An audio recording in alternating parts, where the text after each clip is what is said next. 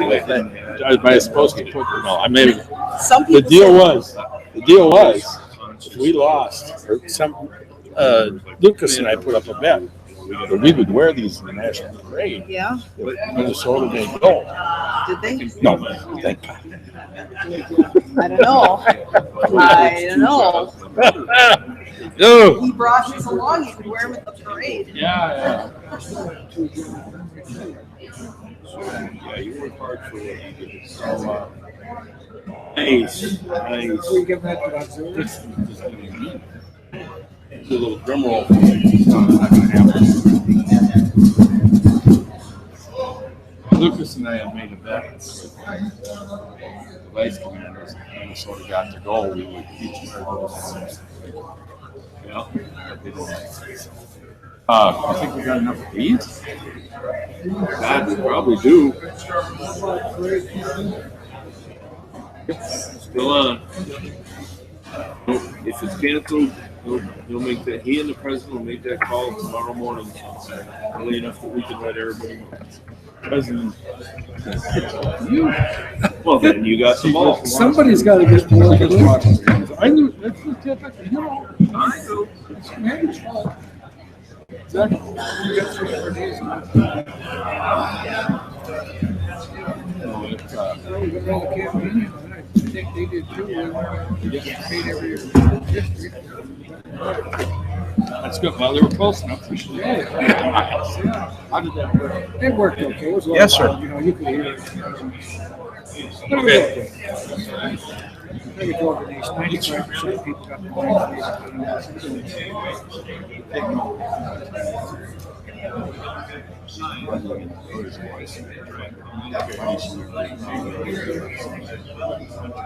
Well, it's not too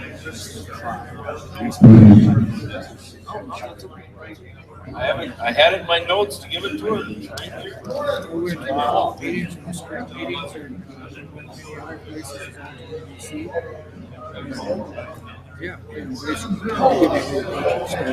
they gave $500 for the MIT, our second highest.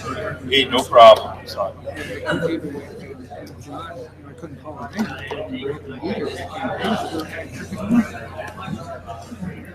They don't believe in this program.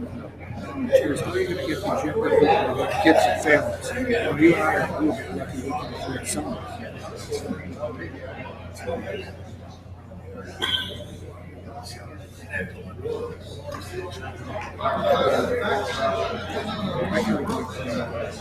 people get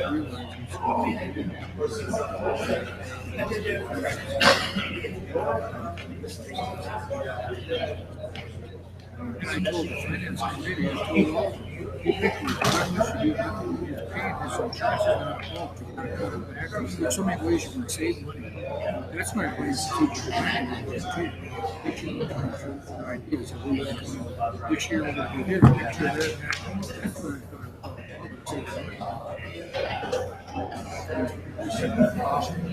Excuse me. Once you get started, want you to make an announcement.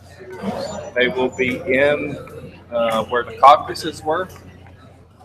And for the district commanders and stuff to bring their laptops and stuff in, morning, Bill. so they can go through them or whatever. What time? Anytime. They would like to start this morning. That way they can get the stuff done and reissue to the new commanders like after 4 days we can take it.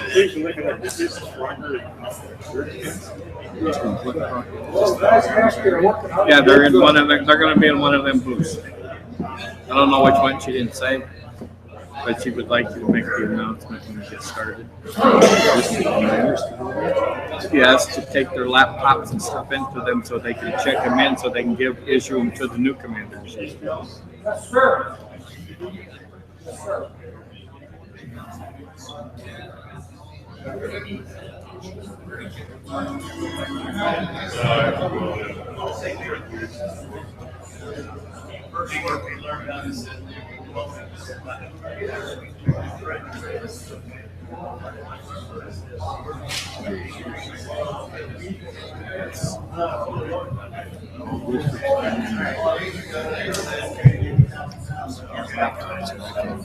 Right. So they can give them go through or whatever they have to do. Here's one to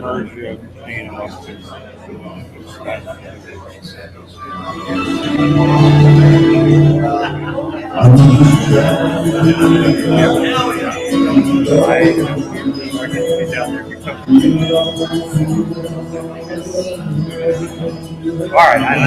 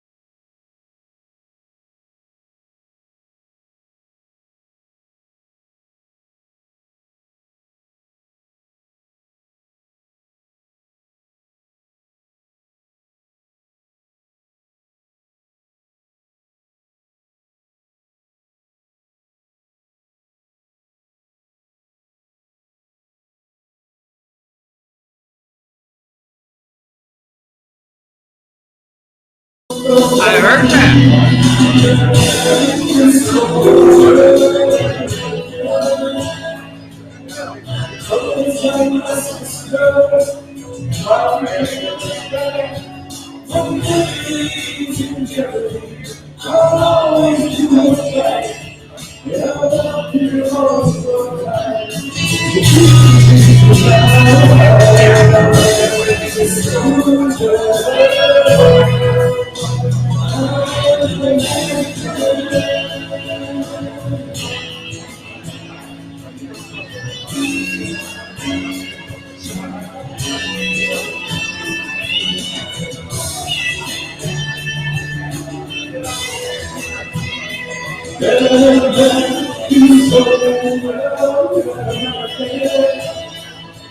That might miss it on their drink.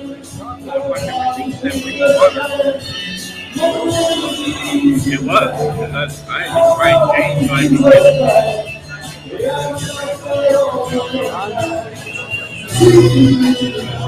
There she is.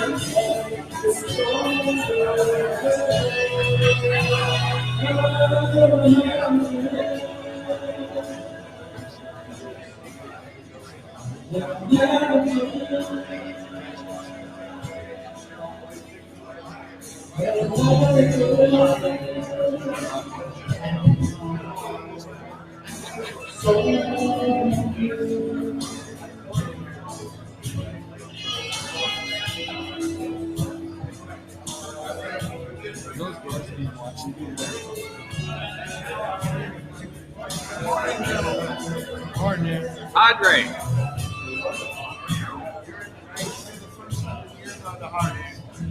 The first 100?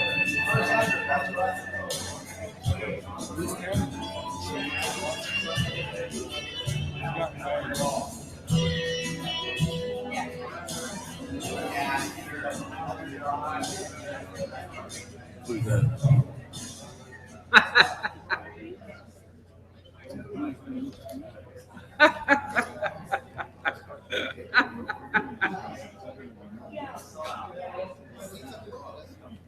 Is he going to go in front of finance committee?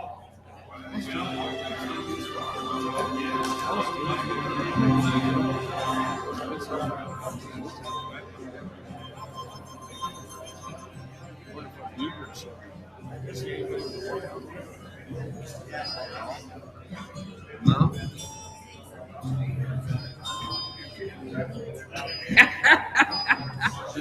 This is a kumbaya moment.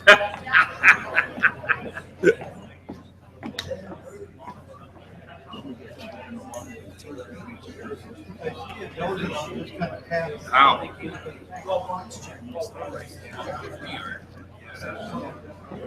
gonna be a long reach. Al needs another table.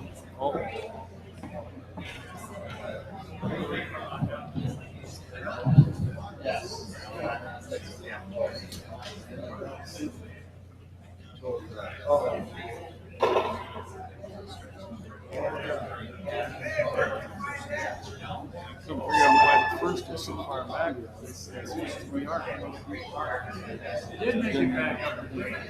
Huh? You said downhill, uphill. Yeah, I just haven't made it back that way yet. I'm not sitting up there all day. It might be a fight. And I'm too sore today to be doing any of that. Yeah. Got all your pins and everything? Got a bunch of yours. Mine.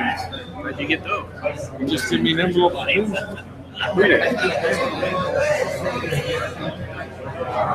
Good what you have left. I use it for trading material. Nice. These are going to go. Yeah, if I do, I'll take. Oh.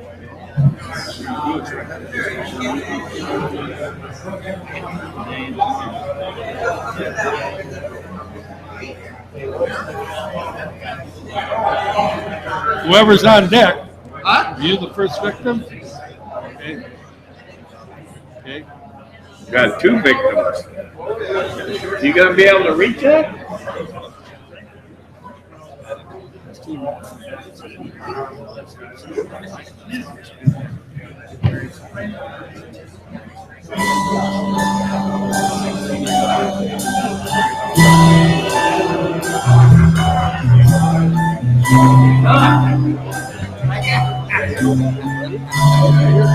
Yes, sir. See you tomorrow.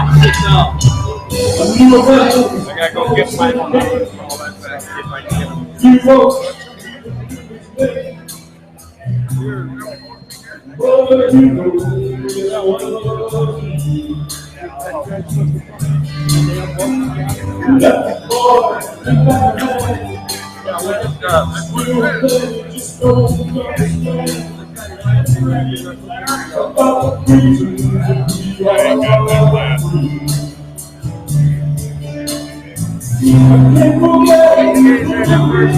Yeah, we are. We're reading right here. They got a water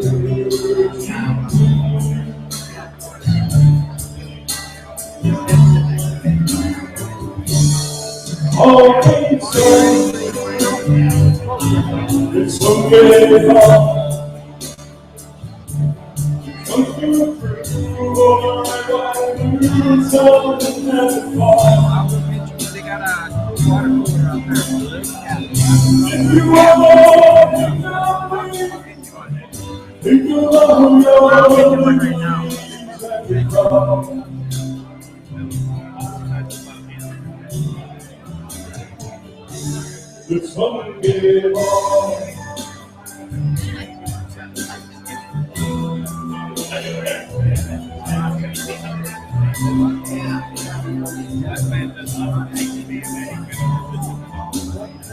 I did everything.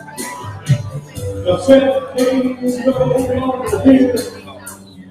What his words are also clear. As they echo around our land. For all its strength, he made us all. Who stood around ready to fall.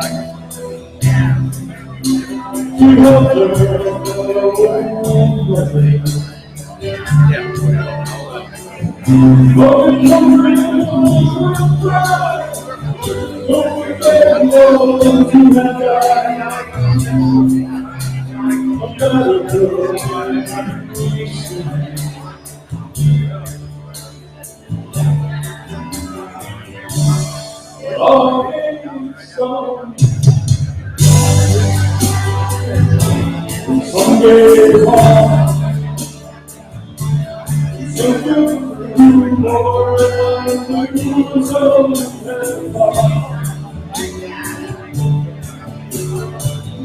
If you If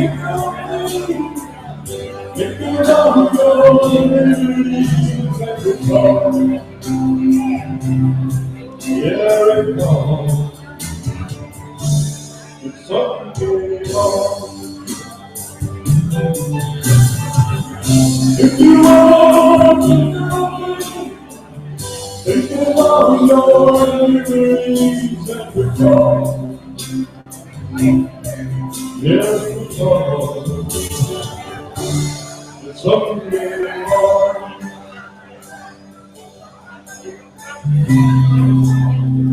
Something early that you don't know.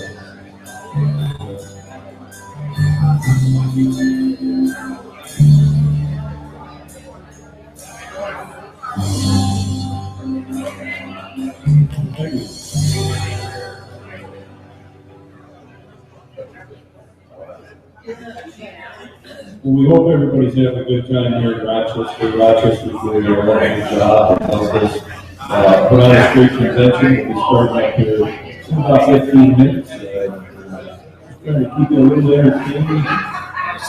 Just one between the and you share. Just a third you can share. Let's see if we can change Otherwise, that. we need another one. I'm gonna need some cuts. Yeah, I'll bring them.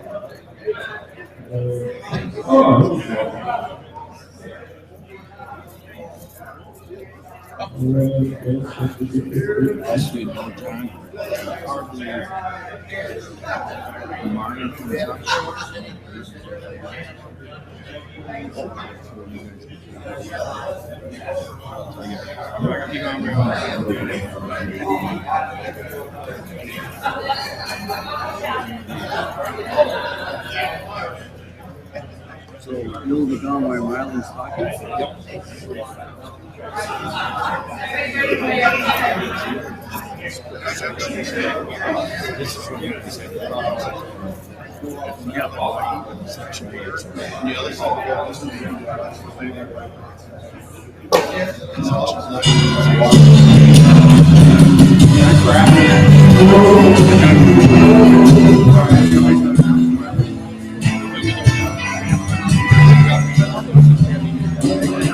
When no one else can understand me, when everything I do is wrong, you give me hope and consolation. You give me strength to carry on, and you're always there. And never really I do. That's the wonder, the wonder of you.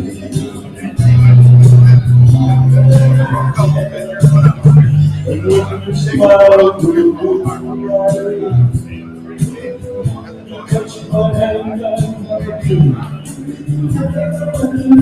Your words to me is wonderful.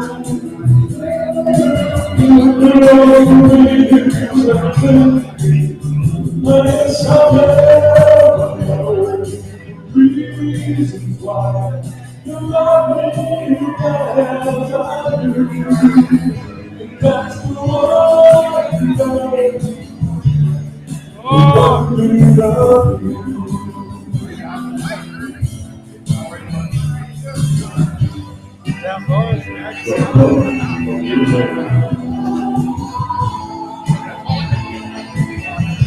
The smile on your face,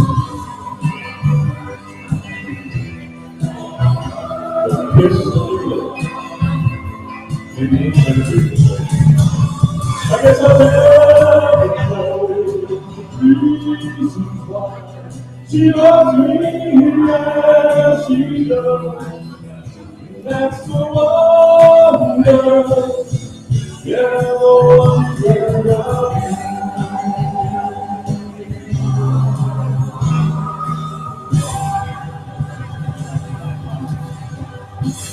It's something for all the spouses that put up with God's seconds for the family. Whether it's a husband or a wife, a spouse, I always say these things going back home. It's really appreciate what our families do to accept and follow up and all that we do. everything. They're just as much, deserving of appreciation for what they do as vets. This song is appropriate for the next couple of days. Yesterday, today, tomorrow. It's kind of warm out there. So, what's up for Frank Sinatra? Summer Moon.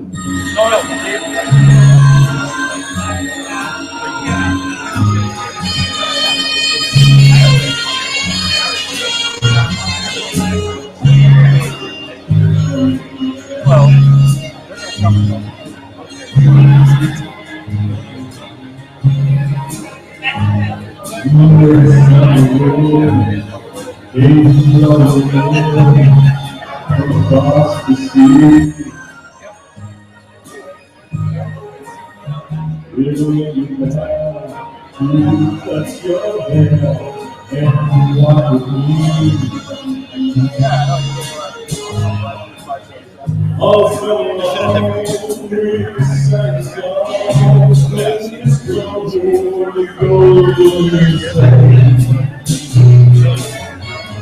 you sleep hard, and that's all.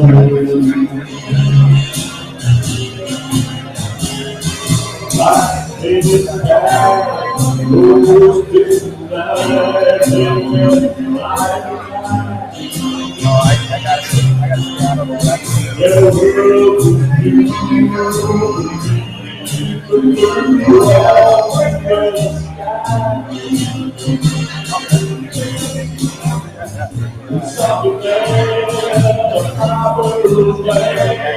one day you come to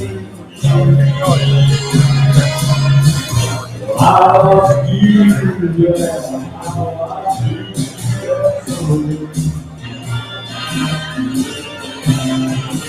when the young winter is taking no one. Yes, it's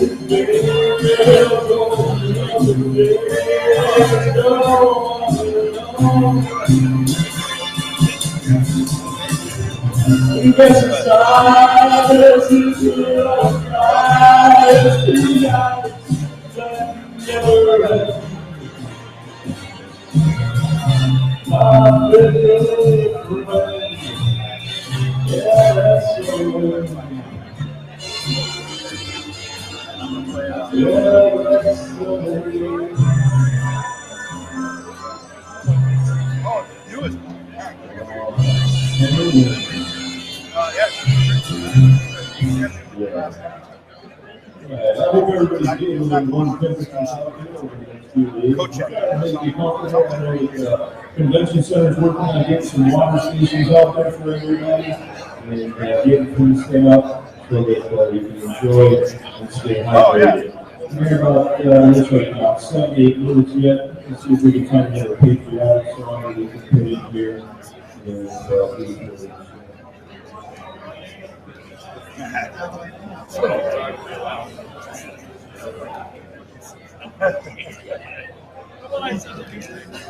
Yeah, no, she's good. I can depend on her. That's one of the things. Some of the other folks aren't some of the other regular.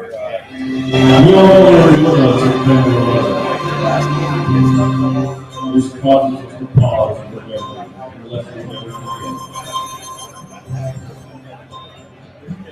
Every world stops turning. Almost not turning. How do you survive in your children?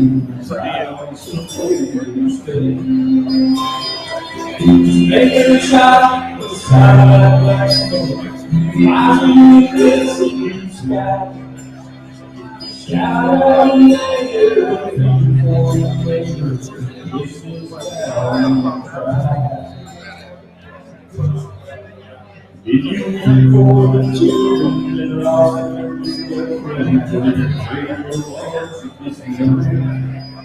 Did you choose for those people who fought from the ways? It's down now, let me fly low. People who died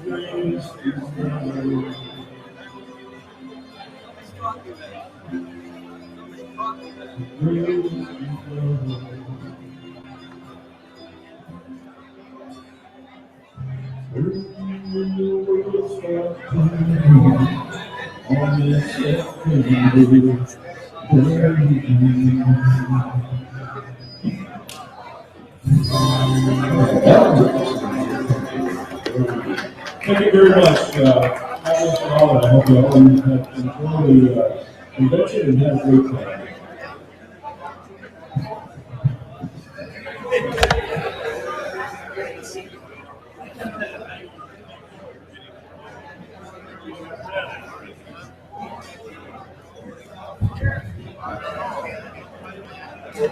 For 2 minutes for showtime.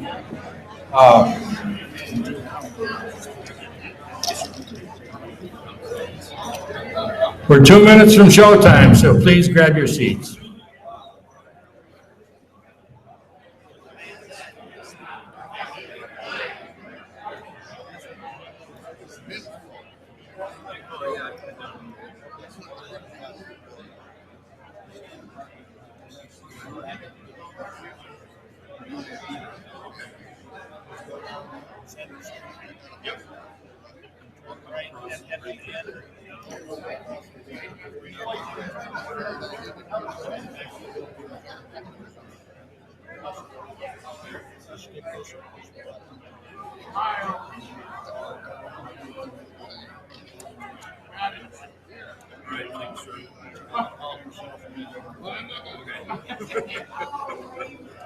Is your horn man here? Yes, he is. Who's that?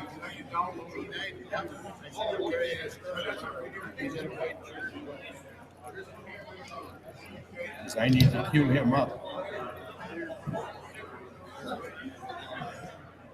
Maybe you can just win. Gene, right?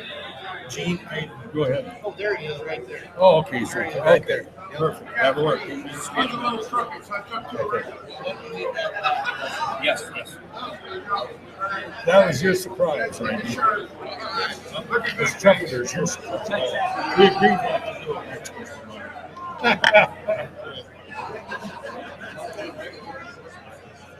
It's 9 o'clock. Ready?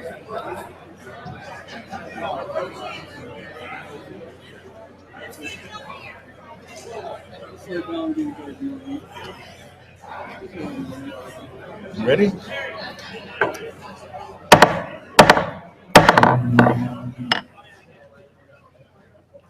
I now call this convention to order. Sergeant at Arms, please advance the colors. Great Park, 428 Color Guard, post the colors of our country.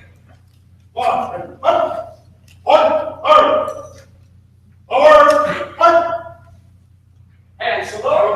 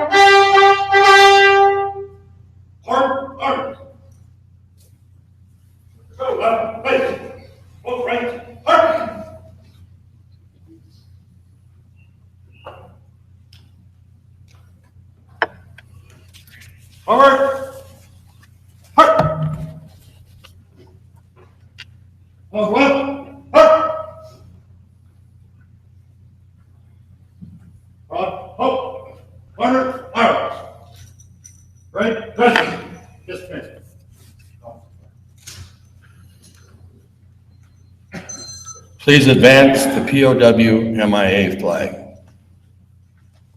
Uncover.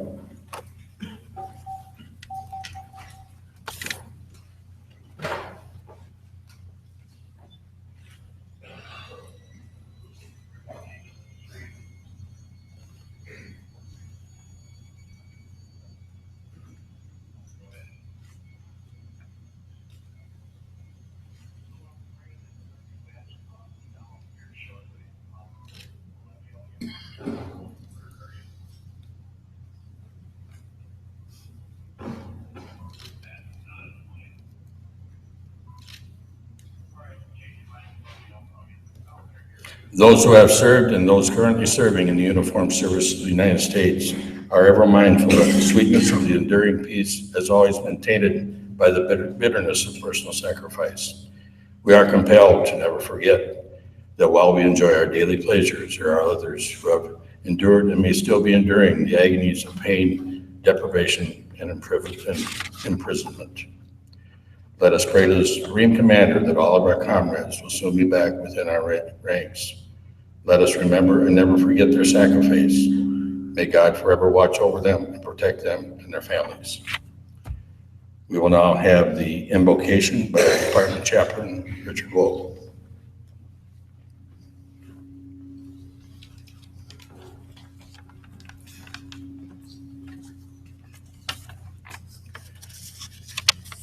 In Matthew 5, verse 9, it said, "Blessed are the peacekeepers, for they shall be called the children of God." Before we pray, let us take a moment of silence, a tribute for fallen police officers that have been so recently killed so violently.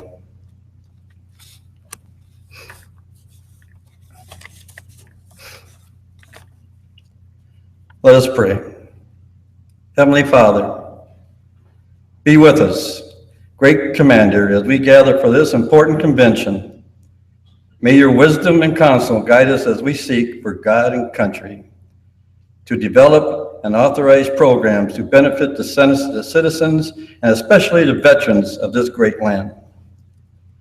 Teach us to think wisely and carefully before we speak, to act with courage and conviction for the good of all rather than simply for vested interests, and to deal charitably with one another, that we may continue to enjoy mutual respect, so that we may serve you in spirit and in truth, and our accomplishments will be built upon the firm foundations of charity and justice.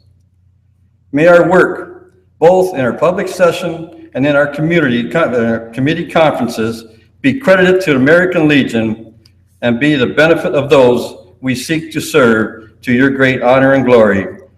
Amen.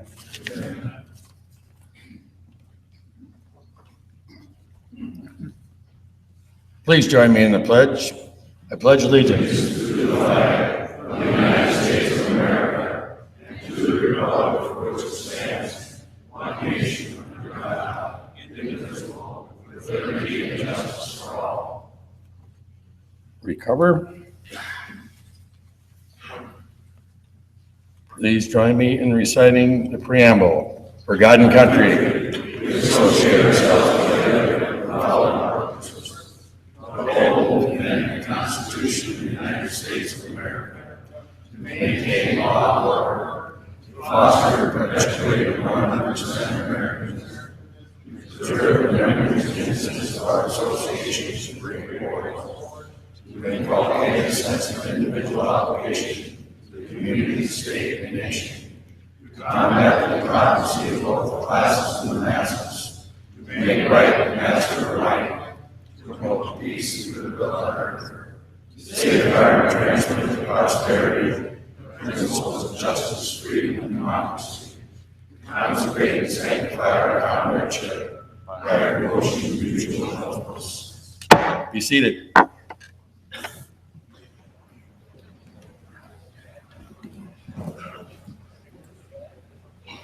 Just a short announcement. During the day today, all district commanders are asked to turn in their iPads that they were issued from public relations. They will be in the caucus room where you had your district caucus this morning. So please, sometime today, turn them in so they can get them reworked and back to you. Another notice, Nitty Bitty meeting will be at 5 p.m. in room 356 of the Kayla Grand Hotel today. At this time, would all first-time attendees please stand? Let's give these people a hand.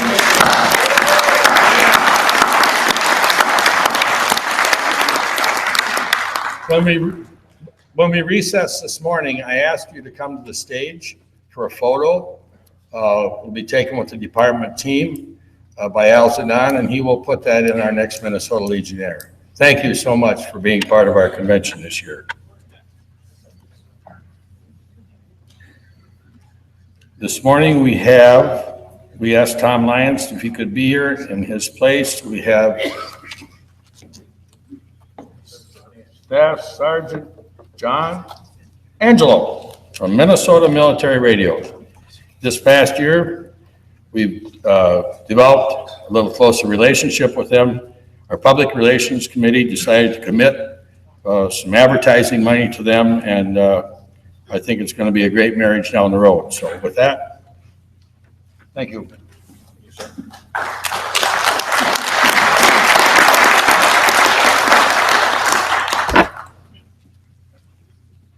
We have a plaque here for you, Tom Lyons, Minnesota Military Radio, for your continued support of Minnesota veterans and veteran service organizations through radio broadcasting. 21st of July, 2016.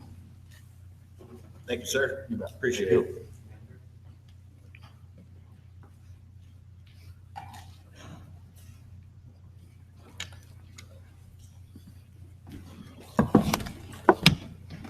Good morning. I'm Senior Producer Johnny Angelo. I'm Staff Sergeant Johnny Angelo. I'm also the first vice at 577. On behalf of Minnesota Military Radio and our host, Tom Lyons, it's an honor to accept this award. 6 years and 325 shows ago, we at the Minnesota Military Radio started with one station and a plan to reach more than 270,000 Minnesota veterans. The tens of thousands of currently serving Minnesota service members and Minnesota communities and family members that support them. We wanted to inform them of the issues that affect them. We wanted them to share their stories of service. With a team of producers from the Minnesota National Guard, the Department of Veterans Affairs, and the Minneapolis VA, our volunteer host and Vietnam veteran Tom Lyons strives to inform and entertain listeners in our weekly syndicated radio show and podcast. Twin City News Talk and iHeartMedia Minneapolis generously donates the studio and staff time and technical expertise needed to produce the show both in studio and live from more than 67,000 miles away in Kuwait with members of our armed forces deployed there. Even with this considerable investment, iHeartMedia Minneapolis continues to offer the show free of charge to stations throughout Minnesota. Currently, we are on 36 stations throughout the state and are adding new ones every month. If you have any stations in your area and they want to run the show, all they have to do is ask and sign an agreement, and you can find all that information on minnesotamilitaryradio.com. Every show we have recorded is also permanently available on that website. Through the process of sharing your Minnesota veteran stories, we have also gained national recognition and are the proud recipients of the 2015 AVA Digital Gold Award, 2014 Northern Lights Award of Excellence, and Gold Marcom. We've also received a Gold Hermes Award, as well as the Best Radio Information Program in the 2011 and 2012 Army National Guard Media Contests. Again, I thank you for your continued support, and I'll leave you with this sample of our show and the American Legion promos we're currently running on air.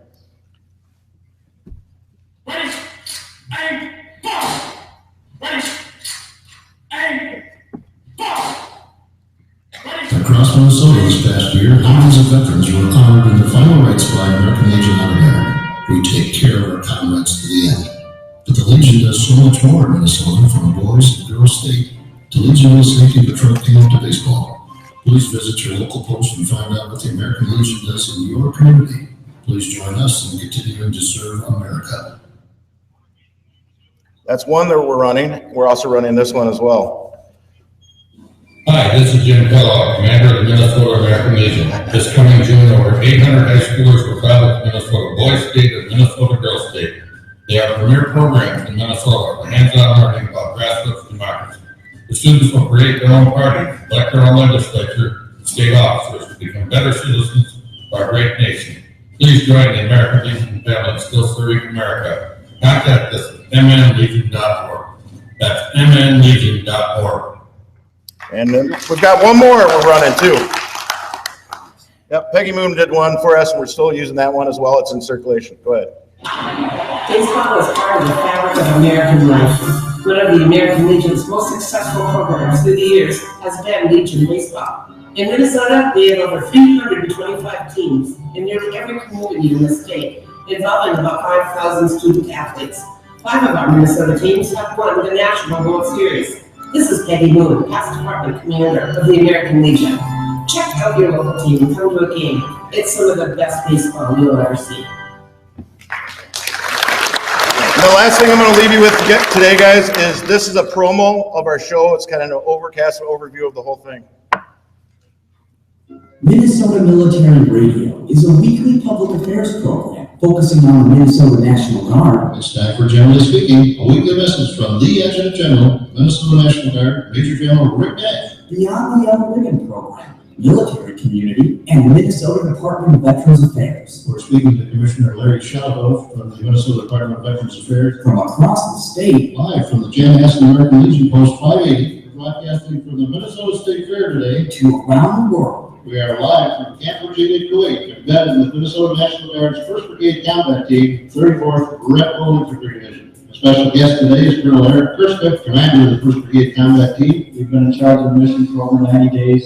2,100 soldiers, 2,700 from Minnesota. The brigade already in 90 days has logged 1.4 million miles of vehicle travel, 1,000 missions under our belt. Hear from top military officials. Joining me now is Rear Admiral Kenneth Norton, U.S. Naval Forces Europe, Africa, Deputy Chief of Staff for Strategy, Resources, and Plans. It's great to be here. The Commanding Officer of the Executive Officer of the USS Minnesota, Commander John Fetcher, and Lieutenant Commander Craig Pinkham. The USS Minnesota is a Virginia-class submarine. It's 377 feet long, 34 feet in diameter, and weighs just shy of 8,000 pounds.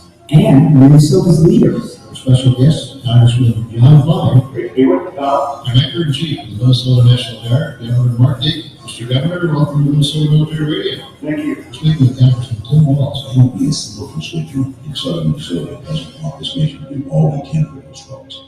Minnesota Military Radio features first-hand accounts of events that changed the world. Joining us now is retired Colonel Ed Nakasone. I was having breakfast one day at 7/7/1941, looking westward towards the mountains, and here I see beautiful formation planes coming through color paths, and that going down in Spokane Barracks, and they zoomed up again and swooping down Peter Army Airfield there and started dropping bombs. And I ran into the house and said, "Wake up, everybody! Japan is attacking us! Japan is attacking us!" From stories that inspire, Betty Walsh-Crocus audaciously served her nation during World War II as a woman Air Force service pilot for Ross. I had a volunteer. He was a flying farmer, and he came down to see me in Texas. And he said, "Now you show you the flight was there, but now you come home and get married." I went in and told the establishment officer that I was resigning. She said, "Tomorrow morning I'm going to get you a ride in 86. I'm going to run that 86. I came home, I called that boy up, I'm not coming home. He said, "If you don't, I'm going to go home there and somebody else." I said, "You go right ahead and we both live happily ever after." This week, Randy Clements joins us. He's a World War II veteran and served as a clerk typist for General Patton's Third Army during the Nuremberg War trials. Mr. Clements, what would you say to the president of Iran when he says that the whole idea of the concentration camps was made up? Just like Eisenhower told us over, get it all out now, because somewhere down the line, somebody's going to say, it never happened. The Holocaust was evil, and evil will triumph if good men do nothing. To carry Minnesota Military Radio on your station, go to MinnesotaMilitaryRadio.com and click Contact Us. This is Tom Lyons, and I hope we will find a way to make a difference in someone's life this week.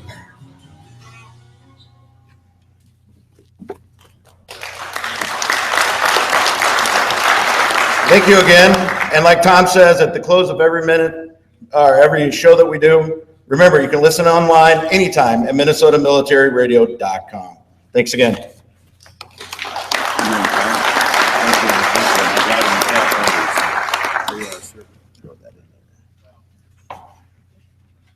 Thanks again.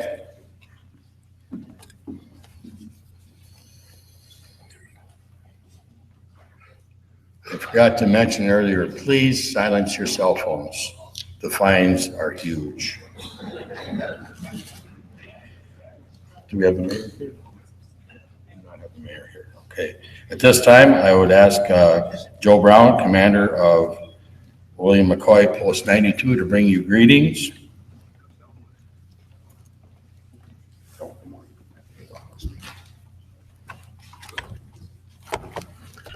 Good morning. Greetings to all Legionnaires, auxiliary members, sons of the American Legion, and Legion Riders. On behalf of Post 92, I welcome you to Rochester to the 98th Annual Convention. It is a pleasure and honor to be up here. I want to welcome our Department Commander, Jim Kellogg, and I wish him a very successful convention, which I know he will. He's had a very good year. I welcome past National Commander Daniel Ludwig, National Vice Commander Al Davis, National Executive Committee Member Marlon Ronnie, alternate National Executive Committee Member Bill Barbnett. And I will wish each and every one of you, and I want to thank each and every one of you for your service, serving our country in the different military organizations, the Army, Navy, Marines, Air Force, all of them.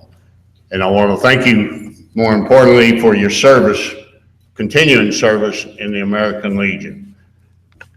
At our post today, we will be having a noon meal tonight, and Friday night we will have meals from 5 to 7. There will be music tonight, a live band, and tomorrow night it will be a DJ. And if you have any problems or anything, on my greetings here in the book, there's a phone number, my cell phone number. You can text me or call me up. And then also on the second page, there is a phone number for our shows. And I want to welcome again each and every one of you here, and thank you for your service. And may God bless each and every one of you, and God bless the United States of America, and God bless our troops who are in harm's way today. And God bless our law enforcement and our fire departments and EMT, our first responders. Thank you, and y'all have a good convention. Love each and every one of you. Thanks, sir.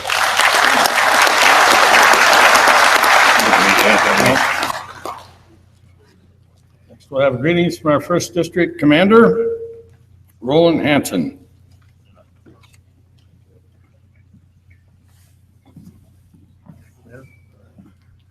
Welcome, fellow Legionnaires, to our first district. Welcome to Rochester, Minnesota. Well known for our medical abilities, keeps everybody alive and ticking. I want to wish everybody luck, all candidates that are running for offices and all appointed people. American Legion is a great group of people, always veterans serving veterans. Welcome all the distinguished guests. Thank you so very, very much for letting me be the commander of the first district. Thank you. Thanks, Rolly. Next, we'll call on our General Convention Chairman, Reed Oberly.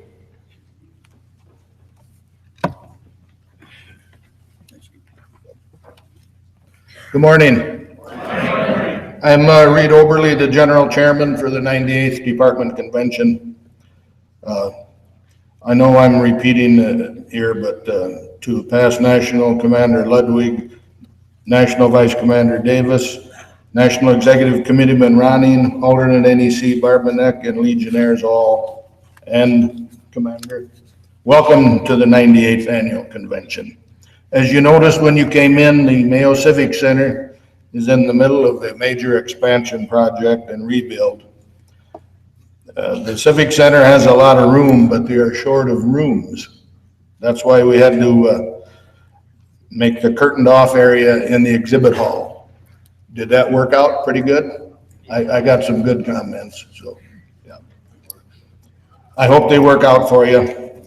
If you're lucky enough to be named to a committee, there are maps on the registration table and the information table to help you find your committee area. And also on page 20 tells you the area for each. If you have units in the parade, please have someone with water going with them, because it's going to be a hot one Friday and very humid. And we'll have water available for everybody at the beginning of the parade and at the end. And this is for any candidates running for office. Please do not put anything on the walls. They don't want anything on the walls with tape or stuff like that. So also, when you leave the convention on Friday, there's going to be bins for you to, if you want to toss that plastic packet away, you sure can, because we're going to recycle them for 2018. And I think they cost $100 a box or something, but we'll see you all again in 2018 for the 100th Department Convention. So enjoy yourselves while you're in town. Have a great convention. Stop on down to Post 92. We're like every other post. We need your money. So enjoy our hospitality. Thank you all. Thank you.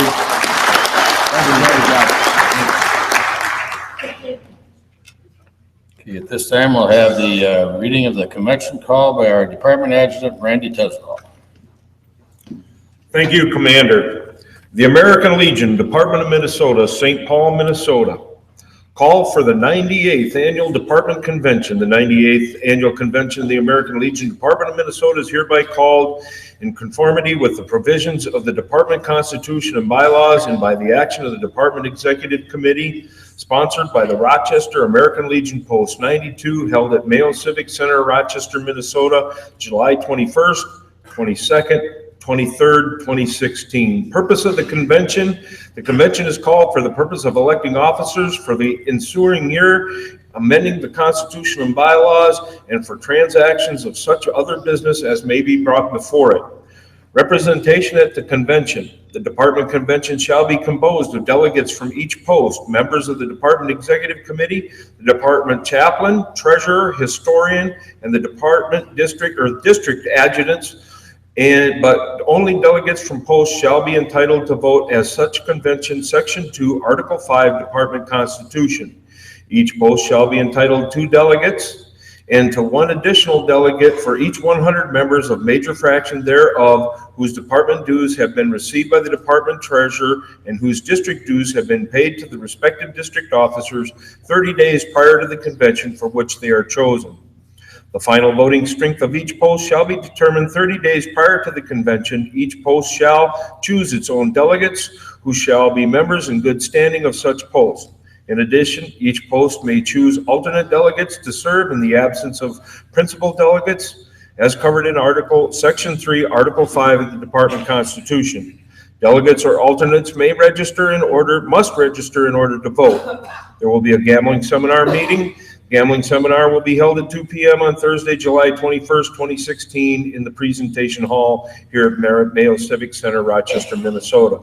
The Department Executive Committee meeting was held last evening at 7 p.m. The standing committee meetings were held at 4 p.m. That included Americanism, Children and Youth, National Security, Rehabilitation, and general session is today as we're all here gathered in the general presentation hall. Housing and registration has been accomplished, and oversight by the Rochester Post has been great. We're grateful for it. Department headquarters office, temporary department headquarters office is established here at the Mayo Civic Center in a room that is just to my right, your left, and I think everybody knows where that is as you passed it on your way to your caucuses. This has been signed and attested by myself as Department Adjutant and signed by Department Commander James Kellogg. Thank you very much, Commander. We will have a report of the Convention Credentials Committee. Morning.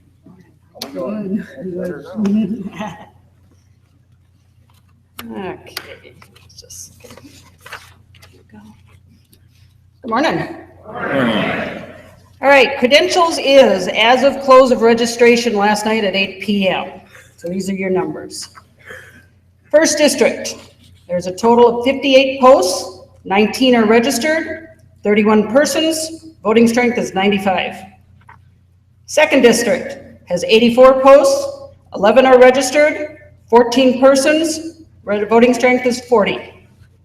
Third district has 65 posts, 14 are registered, persons registered is 26, voting strength is 71.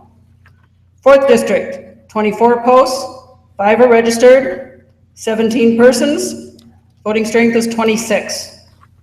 Fifth district, 22 posts, 7 are registered, 12 persons, voting strength is 34. Sixth district, 71 posts, 11 registered, persons are 20, voting strength is 61. Seventh district, 76 posts, 7 are registered, 12 persons, voting strength is 35. Eighth district, 41 posts, 3 registered, 3 people, 19 is the voting strength. Ninth district, 65 posts, 10 are registered, 14 people, voting strength is 52. 10th district, 54 posts, 15 registered, persons is 28, voting strength is 77.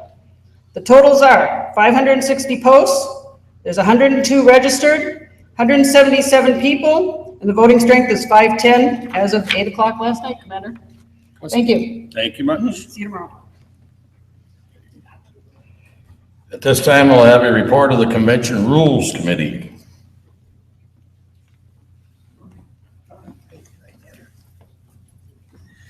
Good morning, Legionnaires and guests.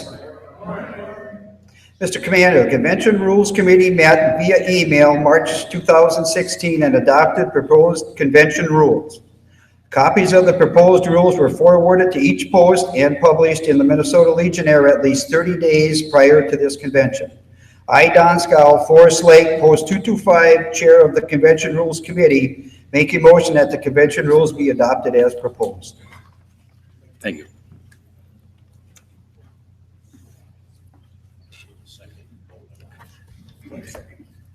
Do we have a second on that? Any discussion? All in favor, say aye. Aye. Opposed, same sign. Motion carried.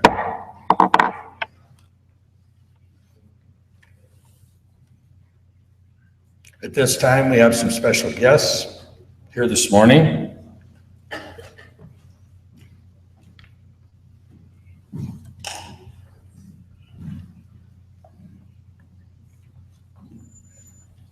I think Larry's.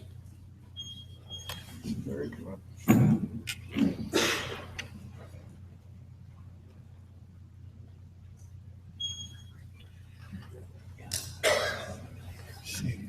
Did I see Larry Shelto out there? Okay. We'll move forward to Mr. Patrick Kelly, Director of the Minneapolis VA Healthcare System. Mr. Kelly. Great, thanks for being here. Sure, thank you.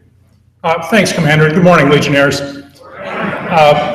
Thank you for the opportunity to take a few minutes to send my greetings on behalf of the Minneapolis VA Healthcare System and St. Cloud, who has asked me to speak on their behalf as well. I only want to mention very briefly a note of thanks to the Legion.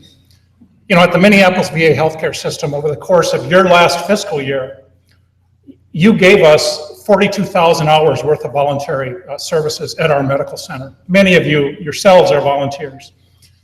Between the Legion Auxiliary and the Sons of the American Legion, you also gave us almost $100,000 worth of monetary gifts and $90,000 worth of non-monetary gifts. That really helps us. So I want to thank you very, very much for doing that.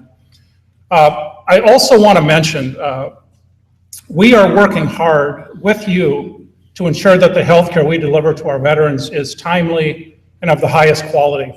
I know the Legion has been a strong advocate, if not so much for veterans healthcare, but for veterans. And to the extent that we're doing good healthcare in our healthcare system, that's what we do, and that's how we help veterans. So I would like to be viewed, and we would like to view ourselves as advocates for veterans.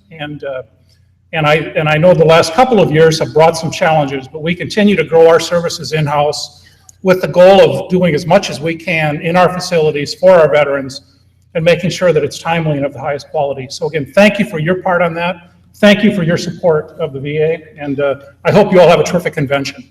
Thanks very much. Thanks for being here.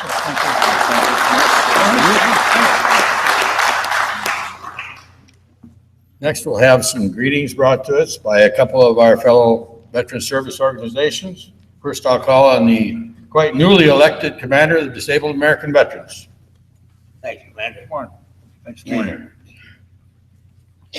Good morning. On behalf of the 18,000 members of the Disabled American Veterans, I bring you greetings and salutations for your convention. I'd like to start off by saying I was honored by the Twins to throw out the first pitch on September 11th this year. If I can do half as good a job as Jim, I'll be happy. I've been practicing, but first of all, I want to thank the commander, Jim, and all his officers for this invitation and opportunity to address your convention. Let me begin by saying how much the DAV appreciates and enjoys the joint programs that we do with the American Legion of Minnesota. For example, our joint turkey hunts, deer hunts, and our trolling for the troop events. Together with the Legion, VFW, The DAV, these outings are a great outlet for our veterans. Couple of notes for this past year for our department, for the DAV. We received a national award from our national organizations for having 1.5 million miles recorded for our drivers, volunteer drivers in our hospital vans, picking up and returning veterans from their home and bringing them to the VA medical centers. With that, National figured we deserved the award, so they're going to give us a new Ford Flex van down on our national convention in Atlanta, starting August 30th. And we plan on purchasing 4 more vans for the state of Minnesota. We purchased 5 last year, and we're going 5 more this year, trying to reach the different rural areas, the northeast corner up in Twin Duluth, down there in southeast corner, southwest corner, and the northwest corner. Many of you have seen our lime green collection boxes. We contracted with Savers, and they pay us a certain amount of pounds for soft and used clothes, and a certain amount for the hard, like small baby toys, used plates and stuff. With that program, we have 26 chapters out of 30 in the state of Minnesota that are working in that Savers program, and we were able to distribute back $1 million for those chapters to use for the veterans programs last year. I know each veteran organization has its own little niche in the state of Minnesota. The American Legion is well known for your community projects, especially your Legionville, your Boy Scouts, and many others too numerous to mention. I couldn't get them all on one page. So as a DAV commander this year, I look forward to working with other veterans organizations, such as the Legion, VFW, AMVETS, Vietnam veterans. I will work to keep our solemn promise to our veterans and their dependents. And look forward to working in the Commander's Task Force, where I met your Commander Jim. I sat in the last couple minutes meetings, and that's a good program. We try to put our legislative initiatives forward. So in closing, I'll just say, God bless, have a safe and successful convention, and I hope to see you many around at some other functions. I belong to Roseville Post up there in St. Paul. So I'll be running into you more and hopefully to see you. So have a nice convention and be safe. Thank you.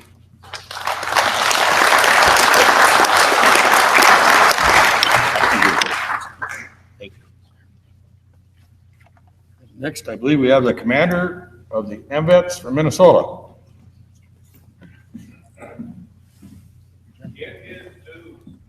I'm a life member. Good morning. Bring you greetings from the Department of AMVETS, Minnesota. I'm Russ Kunkel. I'm the incoming department commander for 2016-2017. I'm also a life member of the American Legion and the DAV. You have an election this afternoon, no, Friday, I'm sorry.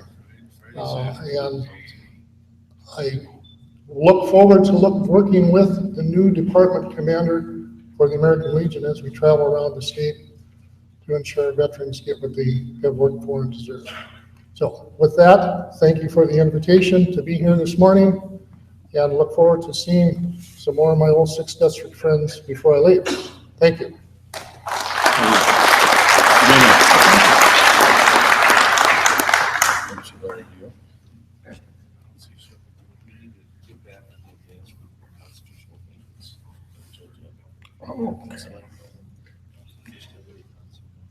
Okay, at this time, we'll have the advanced reading of the constitutional amendments by our Don Walser, our Judge Advocate. Thank you, Commander. We do have one resolution proposed this year which would amend the Constitution. This resolution relates to the date on which newly elected district officers assume their office. This resolution comes out of Princeton Post 216, was adopted by the 10th District. I will read the resolve clause. Resolve that the Constitution and bylaws of the Department of Minnesota be amended so that Article 6, Section 2, Sentence 2, which reads, district officers shall be selected annually who shall assume their office at the close of the next department convention, be amended to read, the district officers shall be selected annually who shall assume their office no later than the close of the next department convention. And that's the only resolution we have that would amend the Constitution. So you need to reread that again? It's gonna be read again before it's voted on? Okay, so on committee, okay.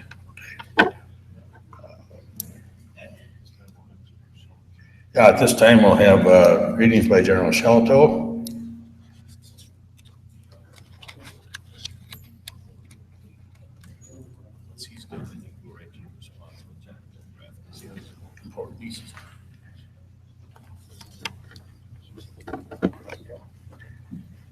General Shelto, Veterans of Minnesota, this is our best friend.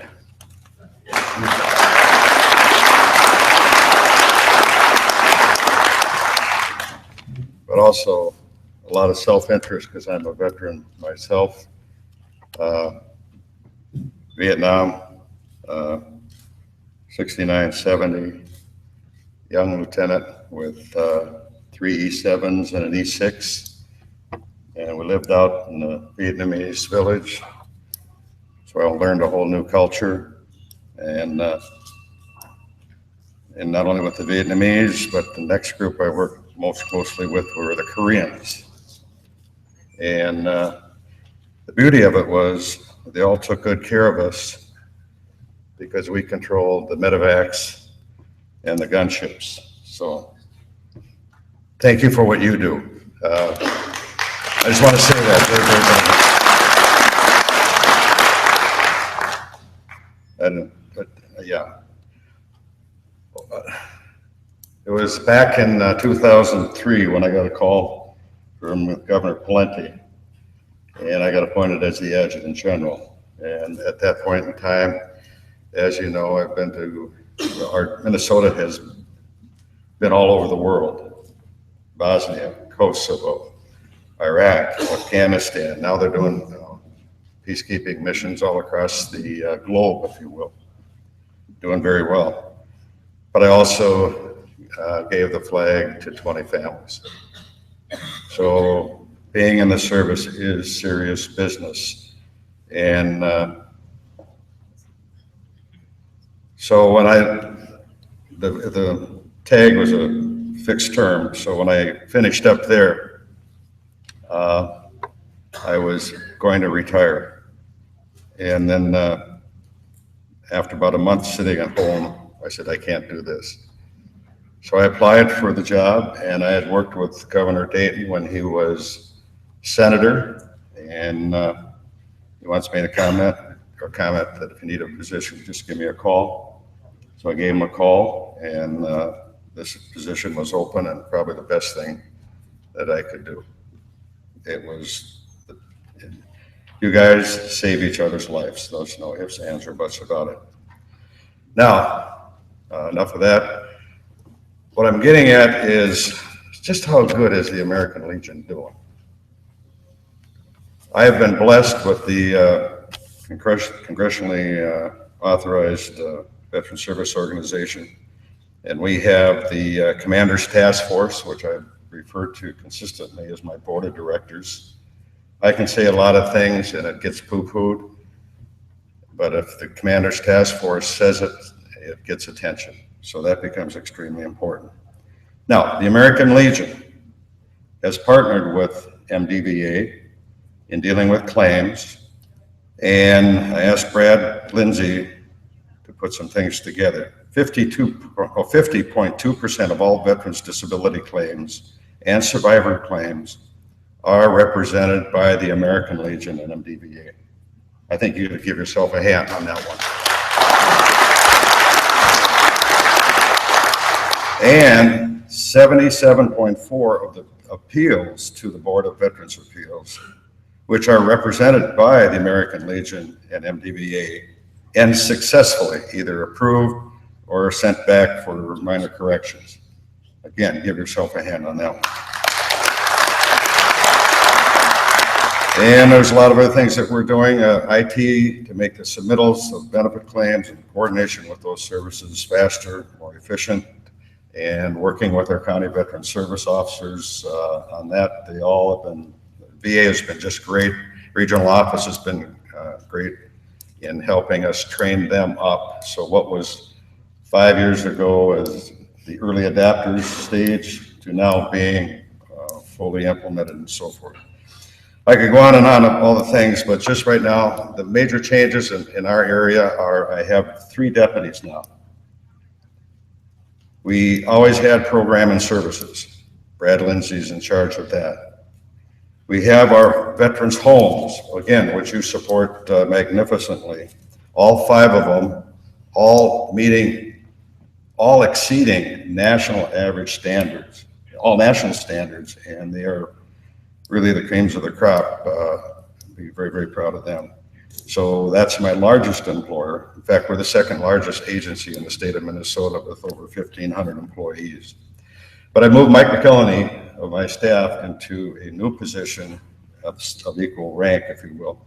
And he is my chief of staff because we had the other 2 programs fighting for limited resources and so forth. So he is the umpire and so forth. Of the homes, I will just close with this. We've just hired a new homes director. His name is Douglas Hughes. Background, retired military, special forces, a certified nurse. And when he left, he worked for small companies like 3M, a pharmaceutical company, spent a lot of time in Latin America, and his mission has been for the first month and a half to not make any decisions, but to go around and meet all of our people, visit with them, see what we're doing, and because it's easier for one to adapt and continue to move forward than it is to change the ship in mid-course. So the state of Minnesota, I think, is in good shape. It's because of you. The American Legion is, I have my, like I say, the Commander's Task Force is my board of directors, but I also, and we ask Randy, and you can ask him off side, because I'm not going to say it publicly, but we have a few inner circle Skunk Works type of people that get things done. So thank you for what you do, and God bless America.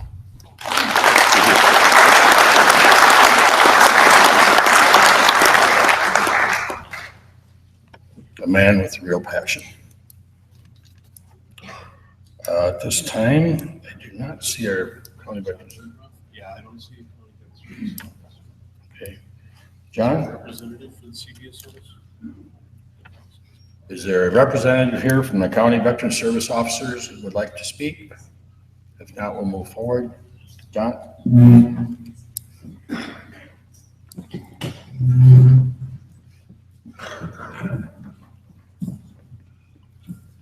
Good morning, Legionnaires. Welcome to the annual convention of the Department of Minnesota. Many thanks for the greetings from the Commander of Post 92, the Commander of District 1, and the General Convention Chairperson. On behalf of the Department of Minnesota, I'd like to thank the people and organizations in attendance that support all our military veterans.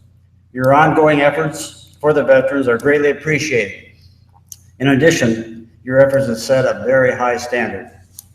The leadership of these people and organizations has made Minnesota a model that many other Legion departments envy and want to match across the nation. Thanks to each of you for putting the Department of Minnesota at the top. Your attention to detail is really hard to match. Finally, each of you in attendance as members of the American Legion are also advocates of the need of military veterans.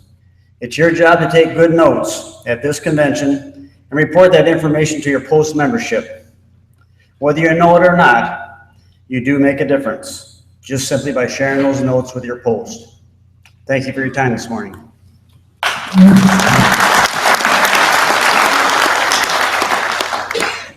Let's give them one more hand for those that support. Please.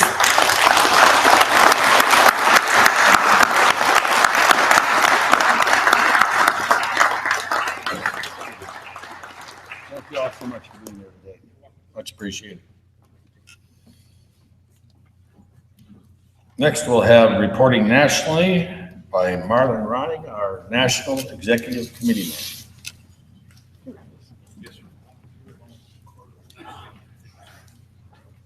Good morning. Commander, one for you. Thank you.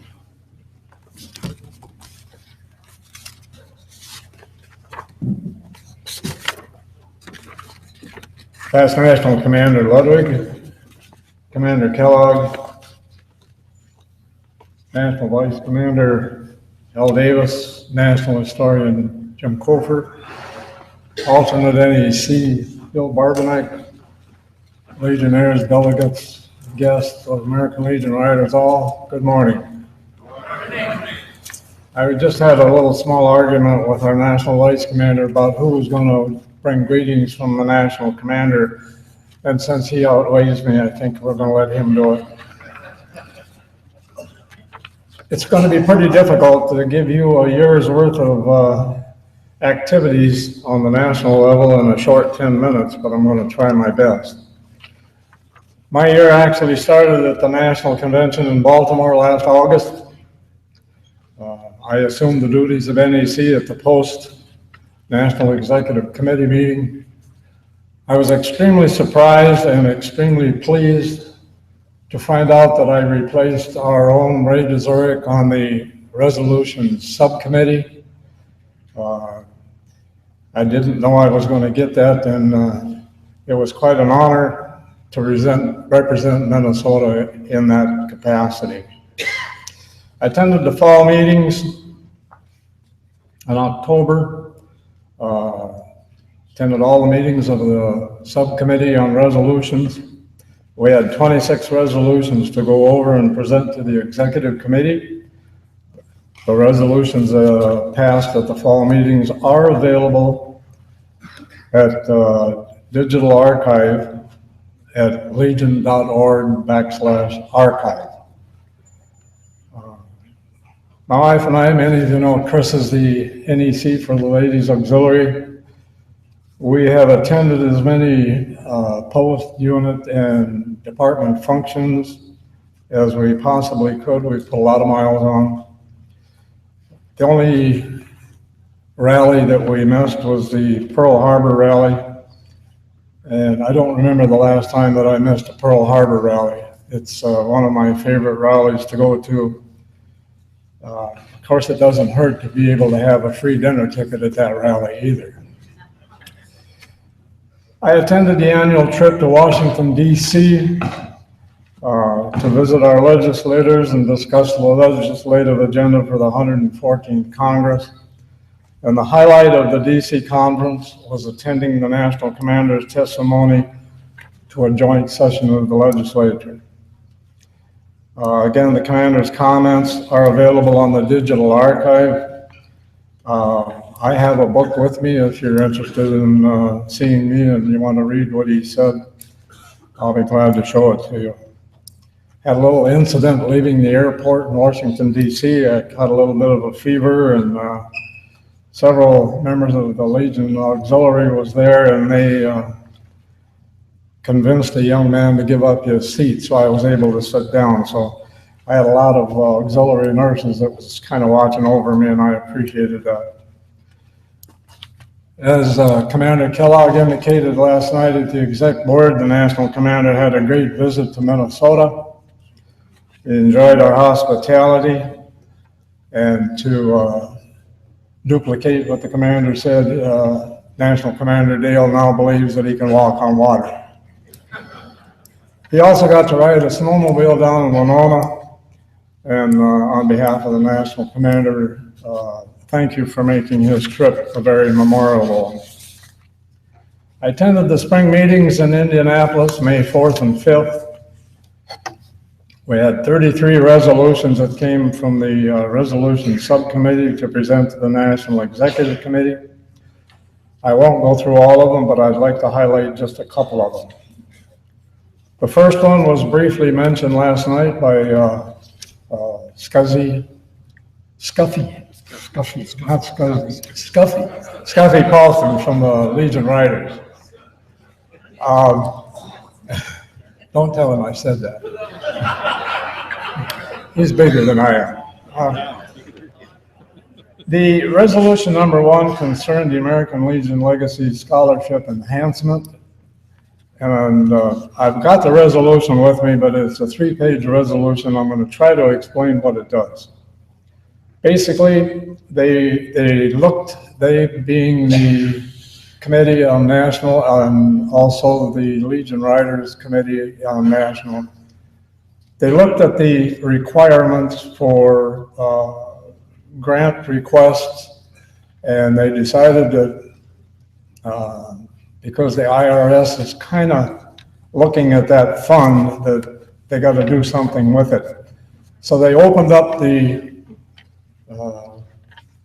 application process to include children of veterans who are 50% or more disabled.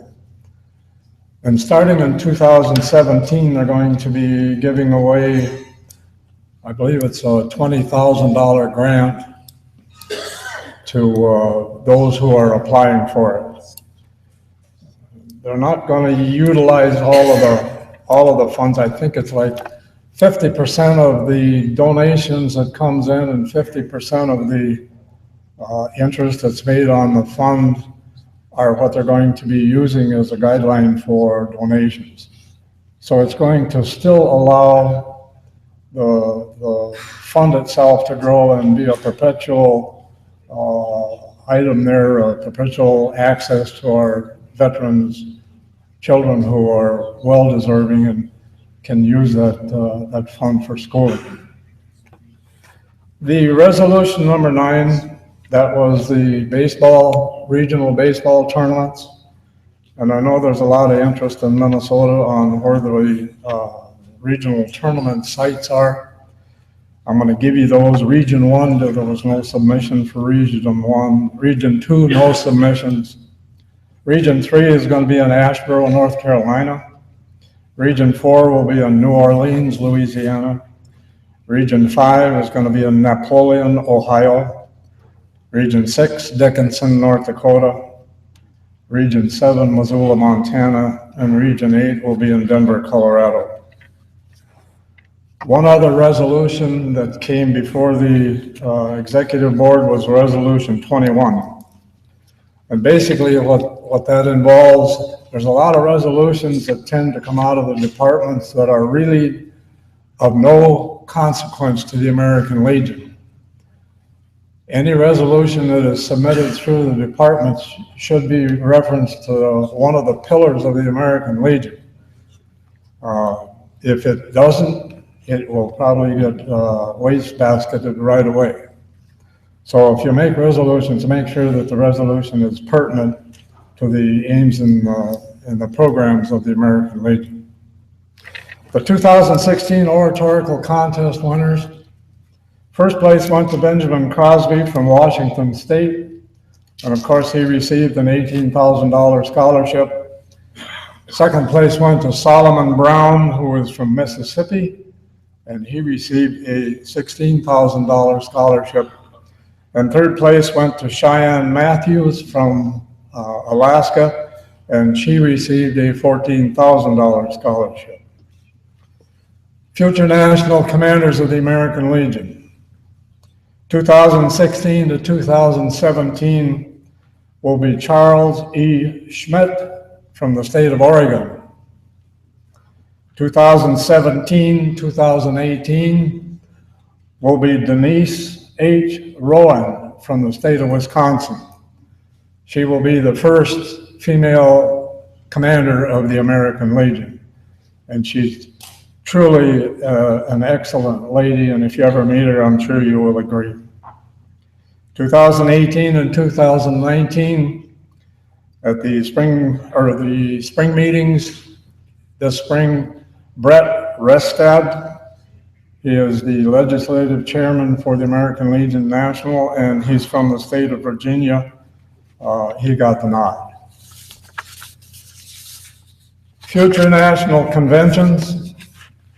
Of course, this year is Cincinnati, Ohio. Next year was scheduled to be Louisville, Kentucky. However, Louisville, Kentucky's auditorium convention center such as this is being remodeled. So they made arrangements with Reno, Nevada to switch. So following Cincinnati this year, next year we'll go to Reno, Nevada, August 18th to the 24th. The following year, of course, will be our 100th convention in Minnesota. And we hope to make that a great convention. There's a lot of things in process and a lot of action going on behind the scenes from your committee on the National Convention in 2018. 2019, of course, is our 100th birthday, and we will go back to Indianapolis, Indiana, August 23rd to the 29th.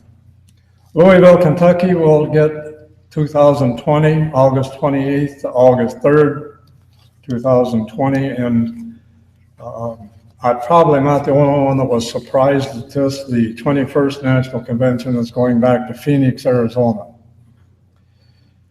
Our Minnesota Hotel in Cincinnati is the Millennium Hotel, as Randy has spoke about.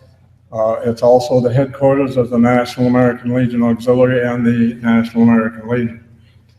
It is attached by Skyway to the Convention Center. Country songwriter, singer Larry Gatlin is going to serve as Master of Ceremonies, and he will open up the 98th convention on August 30th. He is the son of a World War II U.S. Marine. I want to thank Randy Tesdall and the department staff. You know, they really do a great job for us. And even though they're employees, when you see them, please give them a nice thank you or a pat on the back. They deserve a little bit of appreciation also. To Commander Kellogg and Membership Director Lucas and your entire membership team, I thank you for your hard work. I congratulate you on behalf of the National Commander Barnett, and I thank you. Now, if I may just take a personal note, Minnesota had quite a year this past year. We had 4 red hats in the state of Minnesota, which doesn't happen very often. To National Historian Jim Cofer, congratulations on your year. To National Alternate NEC Bill Barbanek, thank you for what you do. You're a great team, you and I. To our National Vice Commander Al Davis, thank you for a great year representing the state of Minnesota. And finally, to someone who doesn't always receive a pat on the back, but he's very much a part of the working of the American Legion, not only in Minnesota, but nationally. I want to thank Dan Ludwig. Are you in the audience, Dan? There he is down here. Thank you. Commander Kellogg, I wish you a very successful convention. Remember our troops. God bless them, God bless America, and God bless you all.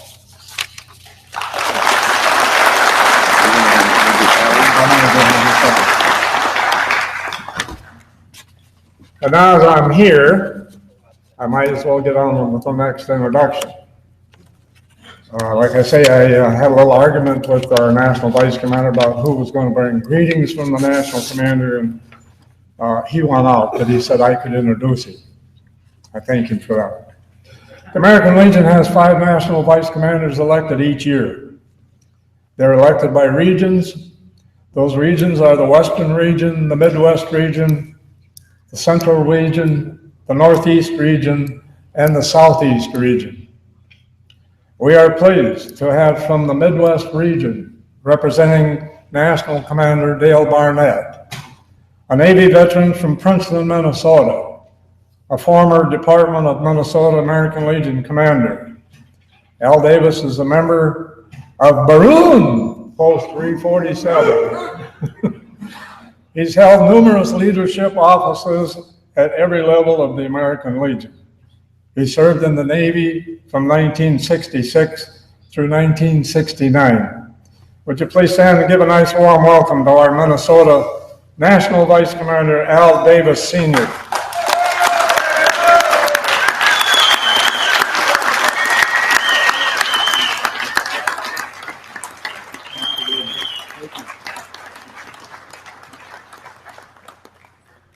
Thank you. Thank you. Please, please be seated. I know that I had mentioned that I was going to have a half-hour speech this morning, but somewhere between here and the caucuses this morning, I happened to lose that. So I think we're just down to a few. We're just down to a few comments, and I know that one of the prime responsibilities of the National Vice Commander is to promote membership. And I want to first of all, I want to bring greetings on behalf of our National Commander, Dale Barnett. I'm not going to speak much about membership this morning because I think our membership program is pretty much wound down for this year. I know that we did not have all the successes that we wanted this year, but we did have a very successful program in the 4th District. And I want to congratulate you on making your goal this year. But I think that we also want to look at some of the successes that we did have. I know when we look around the state, we see the successes in many areas. When we look at assisting our veterans with finding jobs and getting education, we've been very successful in doing that. I think our youth programs, look at American Legion Baseball. The state of Minnesota has the largest American Legion Baseball program in the nation with over 300 teams registered. When you look at our oratorical contest, we ran a very successful oratorical program this year and sent a wonderful candidate down to national. I know that he did not have the success we'd hoped for, but it still was a very successful program. And each of the 10 districts have successful oratorical programs. We have Boys State and Girls State. All of these programs offer the youth of our country opportunities for leadership, team building, and teach them some patriotism and Americanism. And also we have a junior shooting sports program. I don't know that we had a contestant down in national this year. I'm not sure whether we did have someone down there or not. But also when you look at our national security and foreign relations area, we are very successful in our support of our troops overseas and our troops sending them off with a hearty farewell and welcoming them back home. These are all very successful things, and especially I know that once again our Shop, Ship, and Share program. This is proven by the entire American Legion family participates in supporting those troops. And of course, our communities, we have scholarships. And again, the American Legion family, the American Legion, Sons of the American Legion Auxiliary offer scholarships to those youth in our communities to build leaders for tomorrow. As I said, I don't really have that many remarks this morning. I just really wanted to come and thank all of you for the wonderful support I've been given, the encouragement I've been given throughout the year, and the support I've been given. I think I have been more than proud to have served as your National Vice Commander. It certainly has been an honor, and I just hope that I have been able to fulfill with respect and dignity what you would expect out of a National Vice Commander. With that, I just want to thank you very much.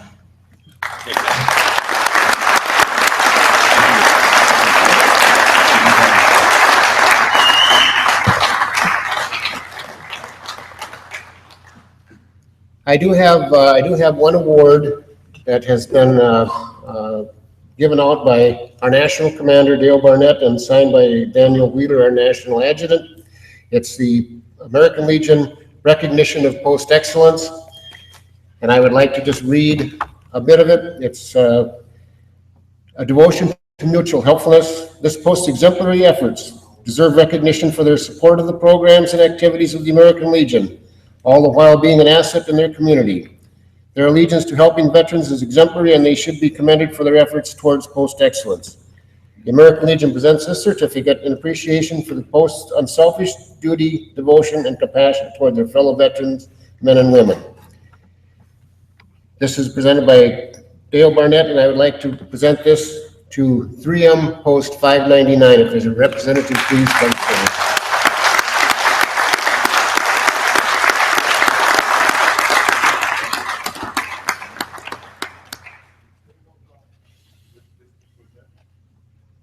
He'll probably run us over on that side, over here, so they can get a clear shot at us. Yeah, this right, this side. It was one or the other. Thank you. Congratulations.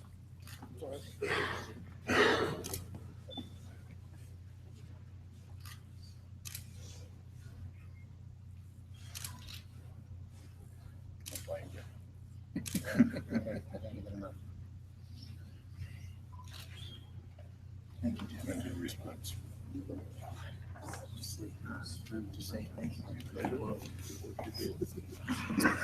I want to thank the American Legion, and also I want to thank all those at 3M Post that makes a difference, and they're the ones that are honored today. Thank you.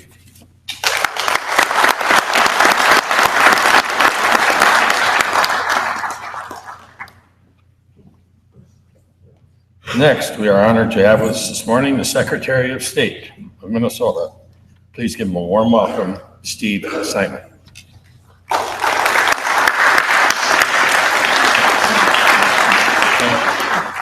Thank you all very much. Thanks for having me. Thanks for being here. It really is an honor to be with you today. I want to thank Commander Kellogg, Adjutant Testall, Jennifer Kelly, and others for their support of my office's voter outreach efforts this year, in this very important year.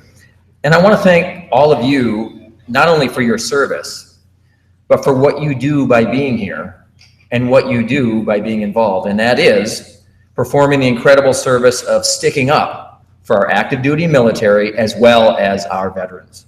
So I want to thank you very much for that. I am the proud son of an even prouder Army veteran. Fort Jackson, South Carolina, 1958. That was when my dad had his time to serve. He is now 82 years old. He's disabled. He's had some trouble recently. But here's a guy who had a lot of formal education in his life. He got a college degree. He went on to law school. But he always told us at the dinner table that the best education he ever got in his life was in the United States Army. And he told us it's true.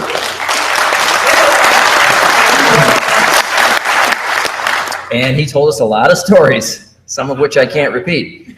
But they were good ones, and they made an impression on a young kid like me, I can tell you that. But he always said that was the best education he got in his life, was in the United States Army.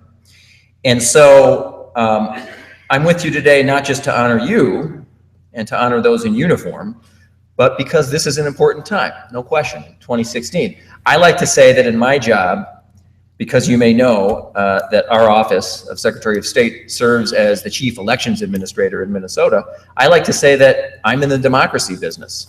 And what a time to be in the democracy business. We not only have an election this year, obviously, we have a presidential election this year. And as you probably know, in presidential election years, turnout tends to go way up in Minnesota and every place else. People pay more attention, there's more activity, more energy, more activism. And not only do we have a presidential election, we have an open seat presidential election, meaning no incumbent. We know we're electing the next president of the United States. And not only that, but I would add one other thing on top of that to make this an extra special presidential election. How can I put this delicately and diplomatically? I'll try. Let's just say we have two major party candidates who inspire strong feelings. How's that? They inspire strong feelings. I'm kind of proud of that one. I think that's true. Regardless of where you sit or regardless of where you stand politically, I think that's true. Whether it's like or dislike, people feel very strongly about those two people, one or the other or both. And the reason I mention that is because that's an added reason why I think there's going to be extra activity and energy and activism this year as opposed to most years, even most presidential election years. So that's a big thing for Minnesota. Now, you may know that Minnesota has had a really great record over the years when it comes to voter turnout. across the board. Democrat, Republican, doesn't matter. In fact, for 9 elections in a row, Minnesota was #1 in the country. Just think about that. That is mind-blowing, yeah. 9 elections in a row. I mean, if you heard that an actor or actress won 9 Oscars in a row, or a ball player won 9 MVPs in a row, you'd think, wow, I mean, that's an amazing win streak. 9 in a row at #1 until last election, 2014. After 9 in a row, we fell off to #6. Now, #6 is still pretty decent if you're grading on a curve, 6 out of 50, not bad, right? But not up to our usual high Minnesota standards. So my goal this year is to work with people across the state and let's get us back to #1. I think we can do it. But we got to be smart about it and we got to work hard at it. Now, part of that means focusing on communities or areas where we know we can do better. And one of those areas are military service members and veterans. When it comes to our active duty military, only a little more than half of active duty military members who request an absentee ballot, only a little more than half actually send the ballot back. Now, that may be due to a lot of really good reasons, but I'm just saying there's room to grow there. There's room to improve. And so we're making progress already. Last year, for example, we passed a bill. The first thing that I pushed for when I got into office last year and we got it passed was a bill that finally treated all members of our National Guard equally. We had a law in the books, believe it or not, that extended certain benefits and extended certain shortcuts when it came to voting to members of the National Guard who were called to active duty by a president. And yet if they were called to active duty by a governor, say to help out with sandbags at a swollen river or something like that, they didn't get those same benefits. It made no sense. We finally changed it, and finally all members of our National Guard get those same accommodations and same shortcuts when it comes to voting. So that's a good thing. The second thing that we just did that I'm very proud of that we could do in our office without having to go to the legislature is we just did something that a few other states have done. I'm proud that we've done it. We were able to do it on our own as long as we went through a judge, and that is from now on, as of this spring, all military veterans in the state of Minnesota, it's over 100,000, can use their veteran ID card as a primary form of identification to register to vote. That's over 100,000 Minnesotans, some of whom, that's their only form of valid ID if they're not driving anymore. So that's something I'm very, very proud of that we were able to get done this year. So as a primary piece of identification when you're registering to vote, you can now use that veteran's ID card. You couldn't before, you can now. But there's new stuff that we have to do. I'd like to see us speed up the process by which we can get overseas ballots back home in time to have them counted on election day. If you've ever been part of or even near a recount, whether it's for President of the United States or any local office, you always see a sad pile of ballots over in the corner when you're doing a recount. And that sad pile of ballots are the ballots that are not counted. Why? Because they arrived after election day. And the rule with absentee ballots is they got to get there by election day, not postmarked, they got to get there by election day. And there's always some folks who can't get that done. And a large part of the reason is because of people who are overseas, military and others who are overseas, but primarily military. And I'd like to see us investigate and explore, and I'm backing legislation that would help us so that people can return their ballot if they choose electronically. They don't have to go through regular mail. They can send it by email as an attachment if they wish, not mandatory. So I want to push for that as well. And then we got to do a lot more when it comes to voter outreach. And we're doing that this year. We're taking a new approach when it comes to reaching out in a nonpartisan way to organizations all over the state. And that means amping up a lot of partnerships in a new way that we've never done before, including the American Legion, including the VFW, many other local military service organizations, auxiliaries, and ROTC units. And we're doing that. I'm appearing at events like this. Our office is providing information. And half the battle, in my experience and in my judgment, half the battle when it comes to voter turnout and getting people to go and cast a vote, half the battle is just getting really simple information in front of people. Not complicated stuff. It can be a website. It can be a phone number. It can be a date. Really simple stuff. And we've got the tools in state law. For example, many of you know, for 40 years, we've had same day or election day registration. A lot of people don't know that, or maybe they forgot that. You can roll out of bed the morning of the election, go to your polling place and register to vote and then vote. Or another more recent or a fresh kind of reform that we have is as of 2 years ago, you can register to vote now online. You don't even have to put pen to paper anymore. You don't have to go to a government office. You can go online at mnvotes.org, that's mnvotes.org, and you can register to vote. And then finally, also as of 2 years ago, We have a new law in the books called no excuses absentee voting. It means that any one of us now, if we want, can skip the polling place. You can order an absentee ballot to your home, fill it out, have a witness sign it, and you can vote that way. We always had that, but you needed an excuse before. You needed to basically sign an oath saying you were either really sick or you were going to be out of town that day. And what we found is there was some white lying going on for no good reason. So we decided to get rid of the excuse, and now any one of us can use that. My dad, as I mentioned, 82-year-old Army veteran, Parkinson's disease, doesn't drive a car anymore, uses a walker. For the first time in 2014, he was able to vote from home without an excuse, without having to explain it to anyone, vote from his own couch, and he loved that freedom and flexibility of not having to go to a polling place. He even claims that he voted for me. Now, I'll never be able to prove it because we got a secret ballot, but he says so. The point is, it's not just for 82-year-olds with Parkinson's disease. It could be for the mom or dad carting kids around to a million places. It could be for the person who works in an industry or in a trade where their whereabouts aren't physically known with any reliability. Maybe it's construction, maybe it's sales, whatever. It's for everybody. So getting information out there about that stuff is really important. And between now and Election Day, we're going to be providing you and others with simple, ready-made materials and messages to get those pieces of information out there. And it starts today. In your packet today at this meeting are 3 pieces of information from my office. The first is a voter guide highlighting key dates in this year's election cycle. The second is a guide to absentee voting. And the third one, you'll see, is a piece that explains the process for military voters who might be away on Election Day. Now, I know that you know people who could use this stuff. People who could use this information. And maybe it's you, maybe it's a relative or a friend, but I would just ask you to spread the word. I would ask you to do what you've always done, which is to stand up for democracy, just like you've done each time you put on the uniform. And I would ask you all to be a voter yourself. All of you know this, that part of the reason to vote is to keep faith with those who fought and bled and sometimes died for that right to vote. And no one should appreciate that more than the men and women who currently serve or who once served in our armed forces. Without them, without you, we probably wouldn't even have the right to vote in this country. That's why they and you can be an important part of getting Minnesota back to #1 in voter turnout nationally. I think we can do it, and with your help, we will do it. Thanks so much. I really appreciate it. Thank you. Thank you.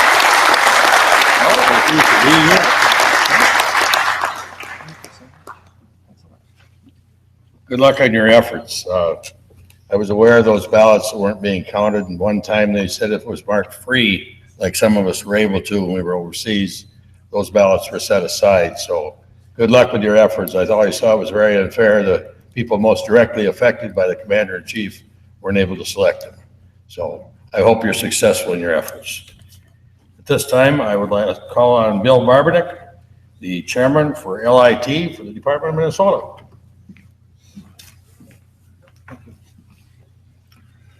Thank you, Commander Jim, Past National Commander Dan, Past National Vice Commander Don Hayden, National Vice Commander Al Davis, National Historian Jim, NEC Marlin, Past National Sergeant at Arms Tom Schottenbauer said to be sure to recognize him, and Adjutant Randy, and our fill-in Adjutant Judge Don Walzer. Glad to have you here, Donald. Delegates and guests to the American Legion Convention. I'd like to recognize John Milbrandt, member of the LIT Committee, Cal Van Horn. Thank you very much for your work. I'll be short, being the secretary took quite a bit of my time and a few other people. And it's going to get hot, so we've got other things to do. In short, the LIT has decided that anyone that has been enrolled in the free accidental death or has any type of policy is automatically re-enrolled. So don't worry about signing up. Any new member that you sign up, they can either go to lit.com. I have hundreds of these cards back out there to take with you. They can fill them out and mail them in to sign up for the free $1,000 accidental insurance. I highly recommend looking into the program called Emergency Care, better known as travel insurance. It's $129 a year for 2 people, for you and your spouse. and $99 for one, and hope that you never get stranded or have to use it, but it is a very good program. It's excellent. This year, our Department of Minnesota, thanks to many people enrolling, we did have an increase in enrollees, and it was what they consider a bonus year in the LIT program. I was fortunate enough to bring back a check for $169,000, Department of Minnesota.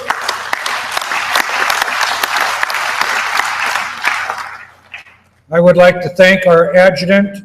Believe it or not, he actually does a very good job for a former Marine. We're very fortunate to have him.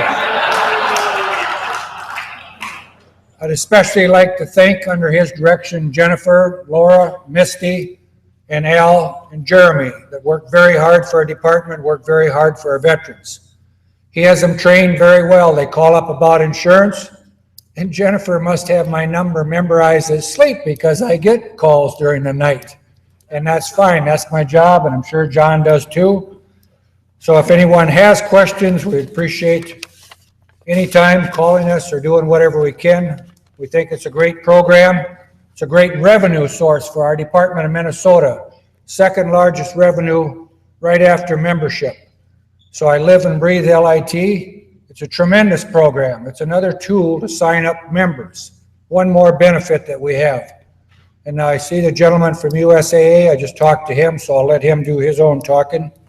Commander Kellogg, I thank you very much for allowing me to serve. Delegates and members, please stop by. We have a booth out there. If there's anything we can do, answer any questions, feel free to ask us. Thank you. Thanks, Bill.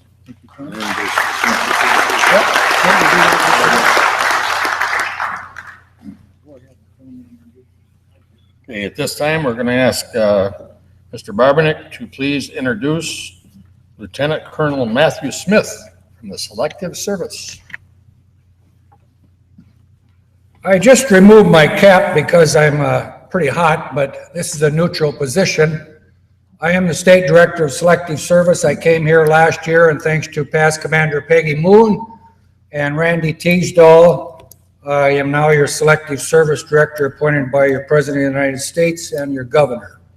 I've had the honor this year to travel throughout Minnesota, Denver, Colorado for a week with Selective Service, and I finally realized how important it is that many of you people sitting out here think about being a board member in your county. I hope and pray that we never ever have another draft, but if we do, it's very important that you people are the ones that decide who goes from your county. I'll let the Colonel talk to you about that. Lieutenant Matthew John Smith is one of the colonels that worked for me. I have a Major Gardner that works for me also that do about 99% of the work. I am learning from the adjutant to get other people to do your work for you, and it's much easier in life, same as the commander.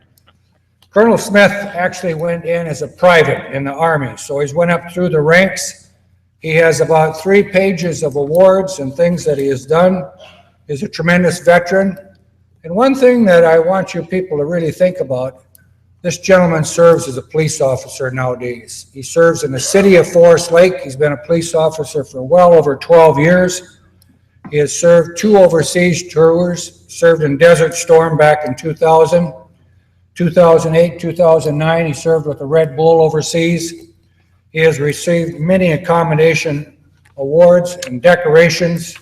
He's married. Him and his family live in the city of St. Paul, the Twin Cities. I'd like to ask you to give a warm welcome to a veteran and a police officer, Colonel Smith.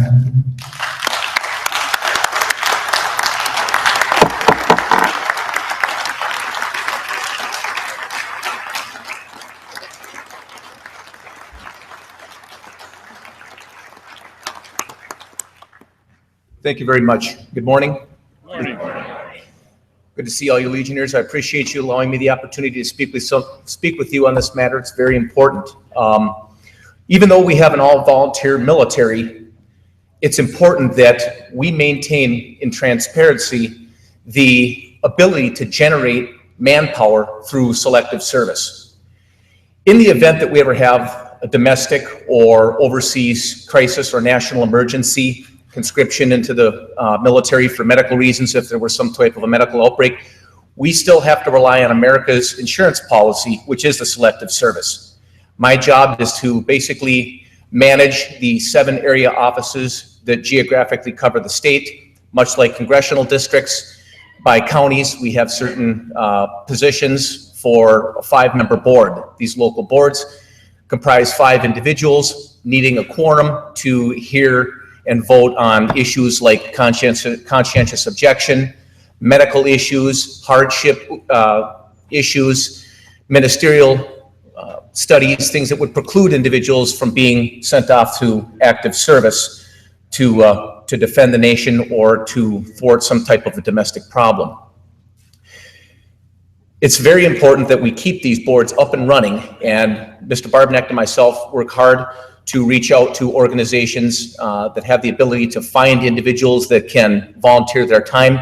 It's very easy to sign up. I can assist you with providing the right materials, just a few minutes to fill out the documentation, an addendum that goes to the governor, gets signed off on, you get appointed to the board, then you do the initial board member training, which takes 3 or 4 hours, and then each year there's continuing education training. The boards don't collectively meet, but there's still an important need for them. It's important because if we're going to send our young men, and possibly in the future our young women, off to serve in the military, we need to give them the opportunity to say why they shouldn't or can't be able to serve. So it's important that organizations like the American Legion, who have powerful roots in communities, are able to reach out, identify people that can step forward, volunteer for that crucial role. So please keep that in mind. I have an exhibit set out in the exhibit hall, my business cards. I'd be more than happy to facilitate whatever questions you have.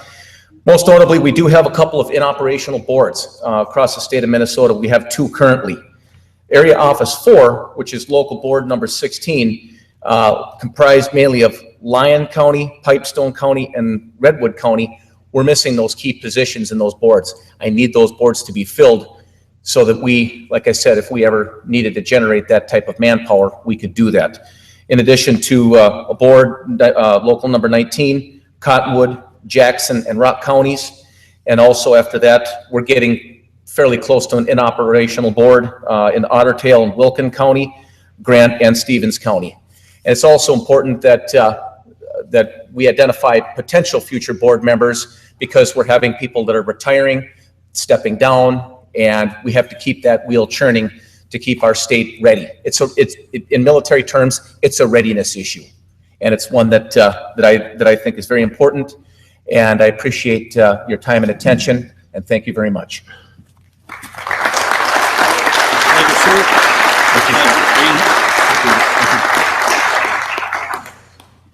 I think it's time for one of those Don pancakes, shake it out. Let's take a minute and everybody stand.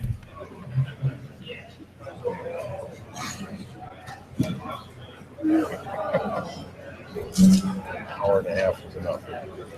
Hour and a half of break is all right. We're close. We're close. I'll take the Tish.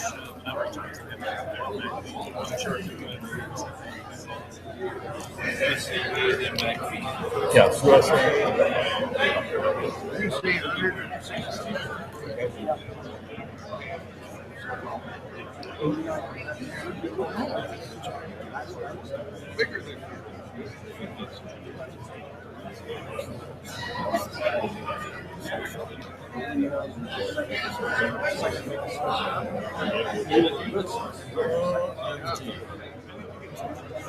I'm asking girls right now. They got it's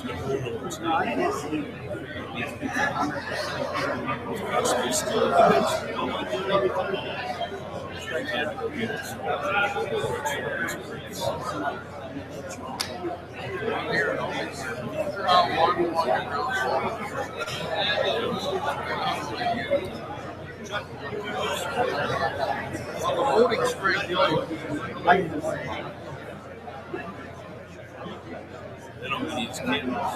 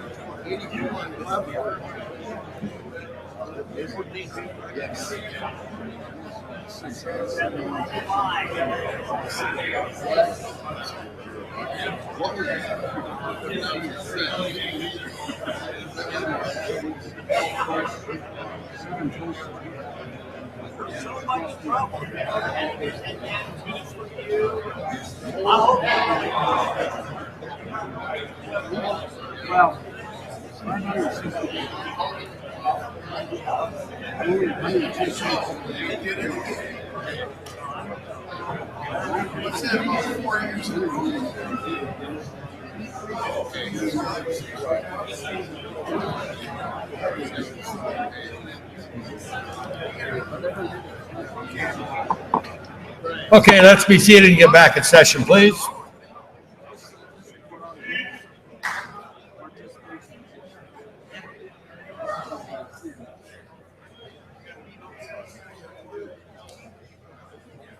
Please be seated. Next on the agenda, we have another partner of ours, USAA. Representing them is Mike Evans from the greater Minneapolis-St. Paul area. Let's give him a welcome.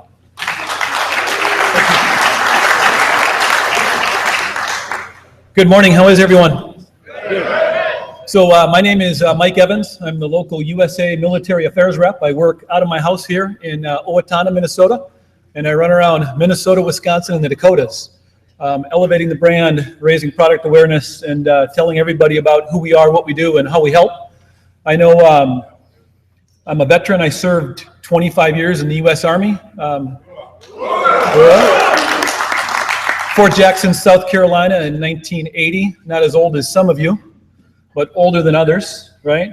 Spent some time at Fort Jackson, Fort Gordon, Fort Benning, and then I got off active duty and spent a year in the Guard. They had what was called a Try-1 program. Decided I didn't like that. Joined the Army Reserve for 3 years and decided I didn't like that and went back on active duty. So retired in 2005. Spent a little bit of time as an Army civilian, and for the last 9 years, I've been working for USAA, hanging out with military members, veterans, and their families. Most of you know this, but some don't. USAA is an insurance company, right? Auto, home, rental, valuable personal property business. We're also a bank, checking, savings, CDs, credit cards, auto loans, and we're also an investment company, right? A lot of people think of us as just an insurance company, or just a bank, or just an investment company, but know that we're all of the above, and we're here to support you any way we can. Thank you to the Legion for allowing me to come out here. I'll be out in the front for a couple days. So if you have any questions, or you need to pick up a brochure, or you need to ask how we support the Legion, please come out and do that. We've been a proud partner of the American Legion since 2010. And what does that really mean? I'm sure you're seeing the advertisements in your magazines that you get, and emails, and on your websites, right? So we're trying to get you on board to see if we can do anything to help you individually, or if you have kids, know that if you join, your kids then can become eligible for USA products and services. Our partnership allows us to support your programs, right? Your Legion Baseball, Legacy Run motorcycle rides, and then your Boys Nation program, right? So our partnership allows money to flow through the American Legion to help support those programs. And then in February, you all know about our co-branded credit card, right? In February, we were able to provide a large check to the Department of Minnesota to help support your programs. They don't want me to mention the amount, right? But it was $43,000 or something like that. Right? And again, that helps support the programs that you offer, right? And that's critically important. So if you don't have a credit card, get a co-branded credit card, right? I think it's a percentage of your purchases. Go and support your programs. Okay, if all you're doing is a credit card, I know a lot of you come up to the table and you pull out that card and say, we do more than just a credit card. right? We do more.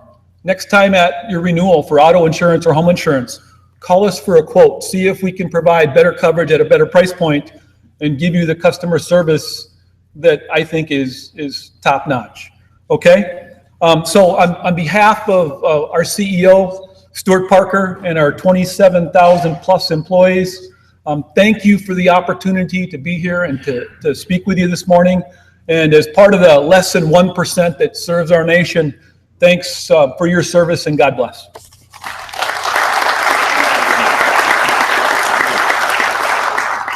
Programs like those that help our programs continue to thrive. Next, we will have Nathan Salt, correct? Interim Executive Director for Minnesota Assistance Council for Veterans, MACV.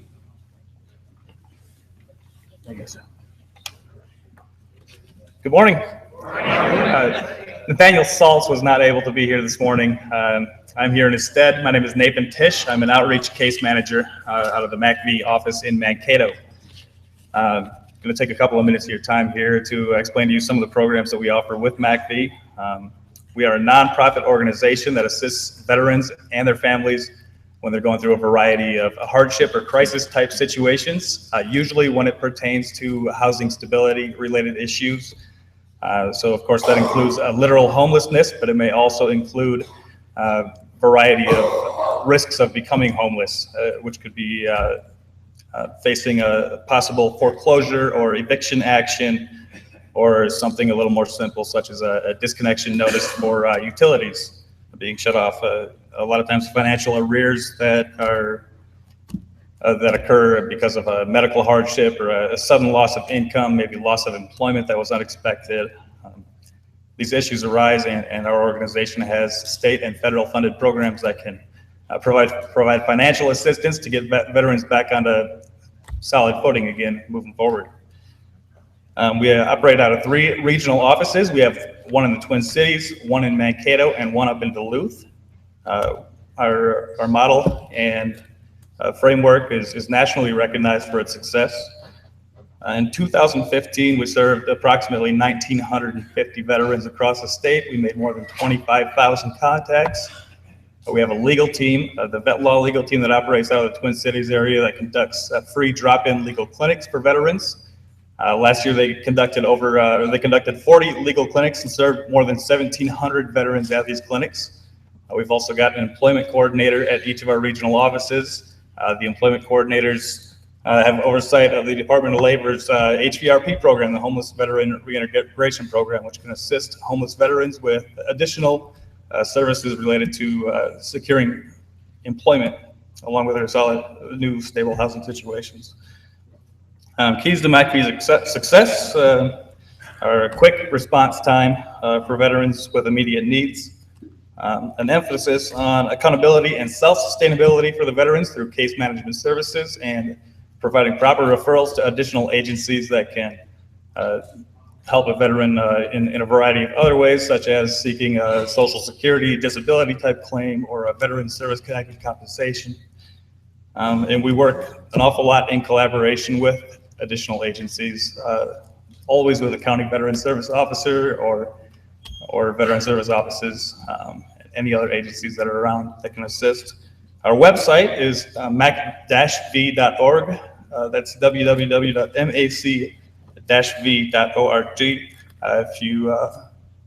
If you need to be in contact with MACV and you're not sure how to run us down, contact your local veteran service officer. They can certainly get you in contact with us. I appreciate your time today. That's all I've got. Thank you. Thank you.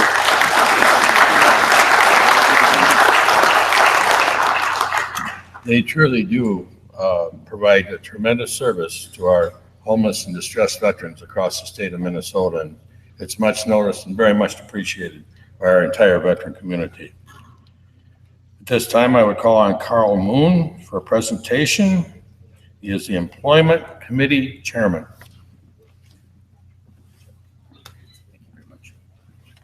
Good morning. Past Commander Ludwig, to all of our national officers, past and present. And to especially Jim, thank you for this appointment this year. My report is filed in the convention booklet. Unfortunately, we had no submissions this year for employers who support our veterans. I find that a little hard to take because I know we have a lot of employers out there who do support our veterans. But on that note, I just met a couple of gentlemen here that I think will help us next year, whoever the commander appoints as employment chairman, and I'm willing to assist them in that effort. But I think we have a program that is viable. I think we can definitely recognize those employers who assist our fellow veterans. And I think also we need to take another look at what the employment committee does. And I think the employment committee should be more involved in also assisting veterans in setting up job fairs and trying to help them find employment. So with that, I'd like to introduce the federal director, of the U.S. Department of Labor, Veterans Employment and Training Services, and his name is Scott Mills.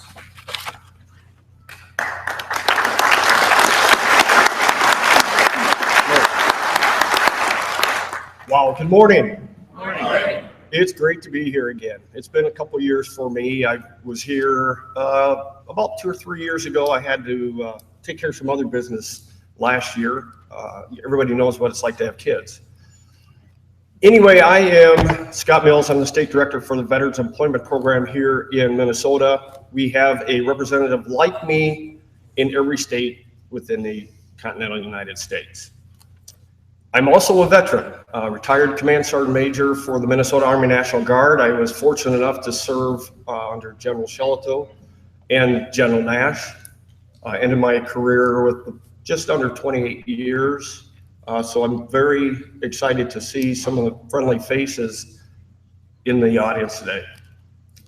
I want to talk a little bit about our program and what we do and specifically address what I just heard when it comes to what Mr. Moon said, and that's the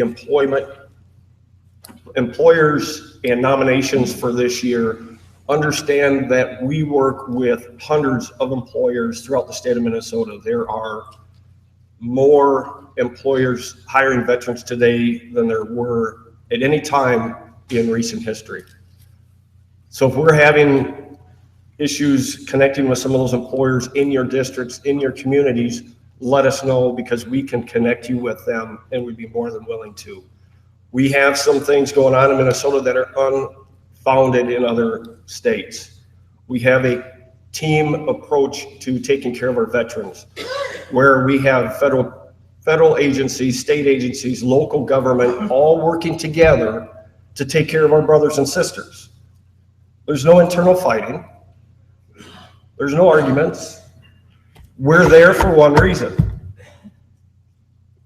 and that's our brothers and sisters. Again, that's something that doesn't happen in other states. We're fortunate. We're all fortunate to live in the state of Minnesota. So some of the other things that my program does is we provide funding for the Jobs for Veterans State Grant. Mr. Finley will be talking about that here shortly. But those are veterans service representatives throughout the state of Minnesota, specifically there to help veterans find employment and to encourage employers to hire veterans. The other thing that we do is we provide funding for the Homeless Veteran Reintegration Program.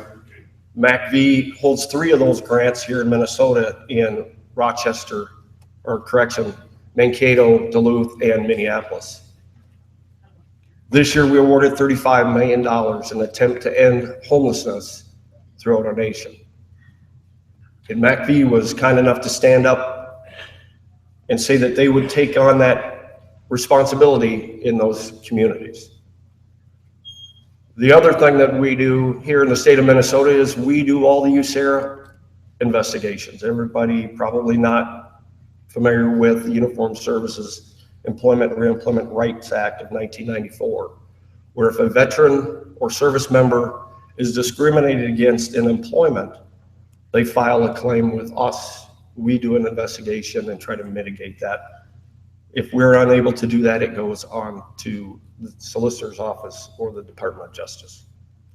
So those are the things that our program here in Minnesota does. Before I leave, I just want to thank you all very much for your service, for what you've done for the state of Minnesota, and for providing and fighting for the benefits that our service members have today. So thank you for what you've done, and thank you for what you continue to do.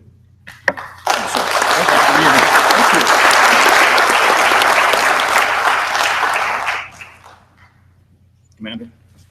Our next presenter is Mr. Jim Finley, who I just found out was an Army veteran, and he is the State Director for Veterans Employment and Training Services. Jim.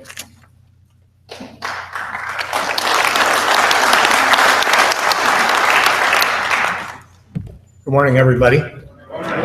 Thank you for the invitation, and thank you for your participation in the American Legion. We all know how important that is for the survival of these organizations and those that are working for veterans' rights.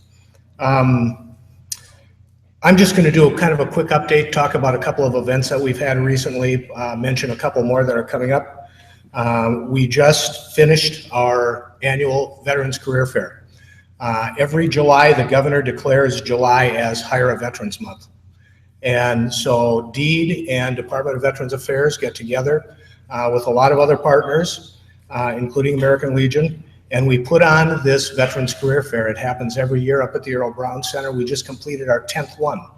We had 242 employers, all of them anxious to get into space where there were going to be between 800 and 1,000 veterans show up.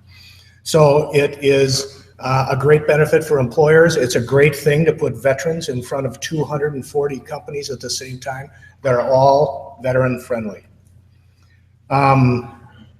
We've got some projects going on right now. Department of Labor Vets, Mr. Mills' organization, provides additional money to states to serve traditionally underserved populations. So we're currently running a grant in Minnesota for Native American veterans. We've got a grant going for veterans who have come out of incarceration or have a felony record. We've got a program for women veterans, and we just finished up a program up around Hibbing. I'm sure you're all aware of the layoffs due to the mine shutdowns up north. So we put a DVOP up there, a Disabled Veterans Outreach Program Specialist, a case manager, up there to work with those veterans. We have veterans reps stationed across the state of Minnesota. We've got two kinds, local veterans employment reps, and we have an opening for one of those in St. Paul. So if you know somebody with a good, solid business background and a sales background, that's what LVERs do. They go out and they talk to businesses about the value veterans bring to a business. We also have Disabled Veterans Outreach Program Specialists. They work one-to-one, shoulder-to-shoulder with veterans coming in on job search skills, strategy, resumes, that kind of thing. I'm just going to give you two websites. One of them is mn.gov/deed. That's our website. If you put another slash back there and veterans, you get to our homepage. So again, it's the kind of front door for all the services and resources that DEED has. mn.gov/deed. The other one, if you're an employer or if you're a vet looking for a job, minnesotaworks.net is the state's labor exchange tool. There's a ton of advantages to that we don't have time to get into, but you can post your resume there and identify yourself as a current or former service member. Companies go in there and they identify themselves as veteran-friendly companies. So it's easy for veterans to identify those companies. It's easy for companies to identify those veterans. Finally, I'm not sure if Mr. Mills mentioned this or not, but the unemployment rate in Minnesota for veterans is 3.7%. It's actually a tenth of a point below what it is for the civilian population. So businesses,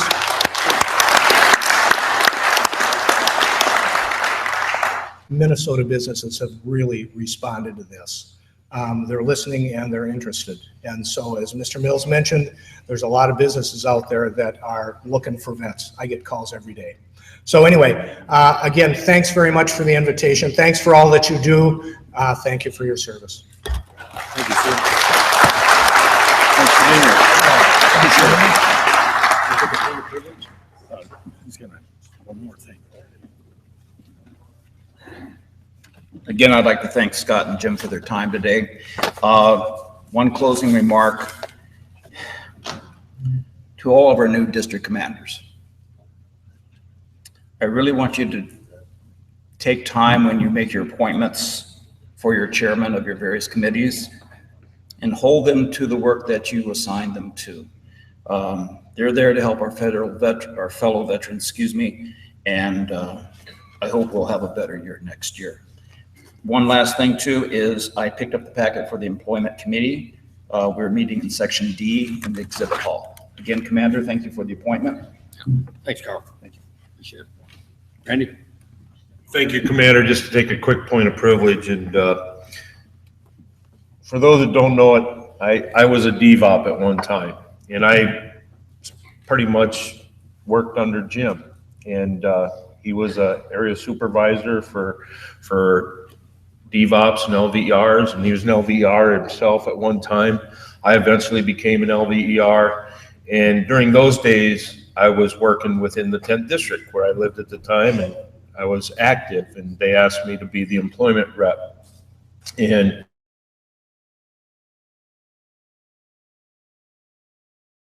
work. And I just echo what Mr. Moon just said to your district commanders. Please, please, please talk to your employment chairman. Think about those appointments seriously and make sure that they take the time to go to the unemployment office and ask to talk to the vet rep, whether it's an LVER or whether it's a DVOP.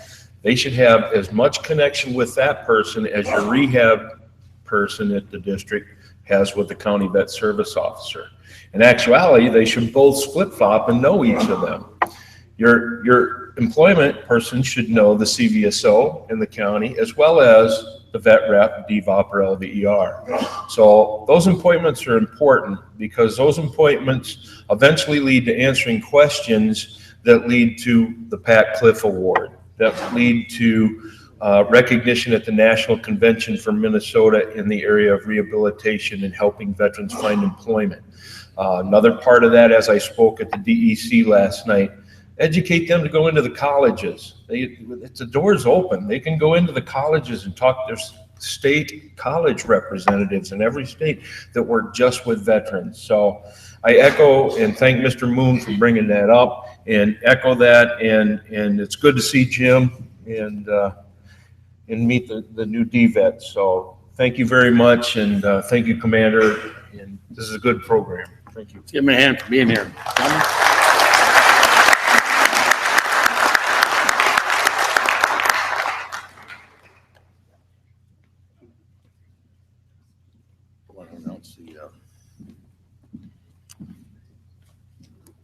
Okay, now Randy will give the announcement of department convention committees and instructions for those committees.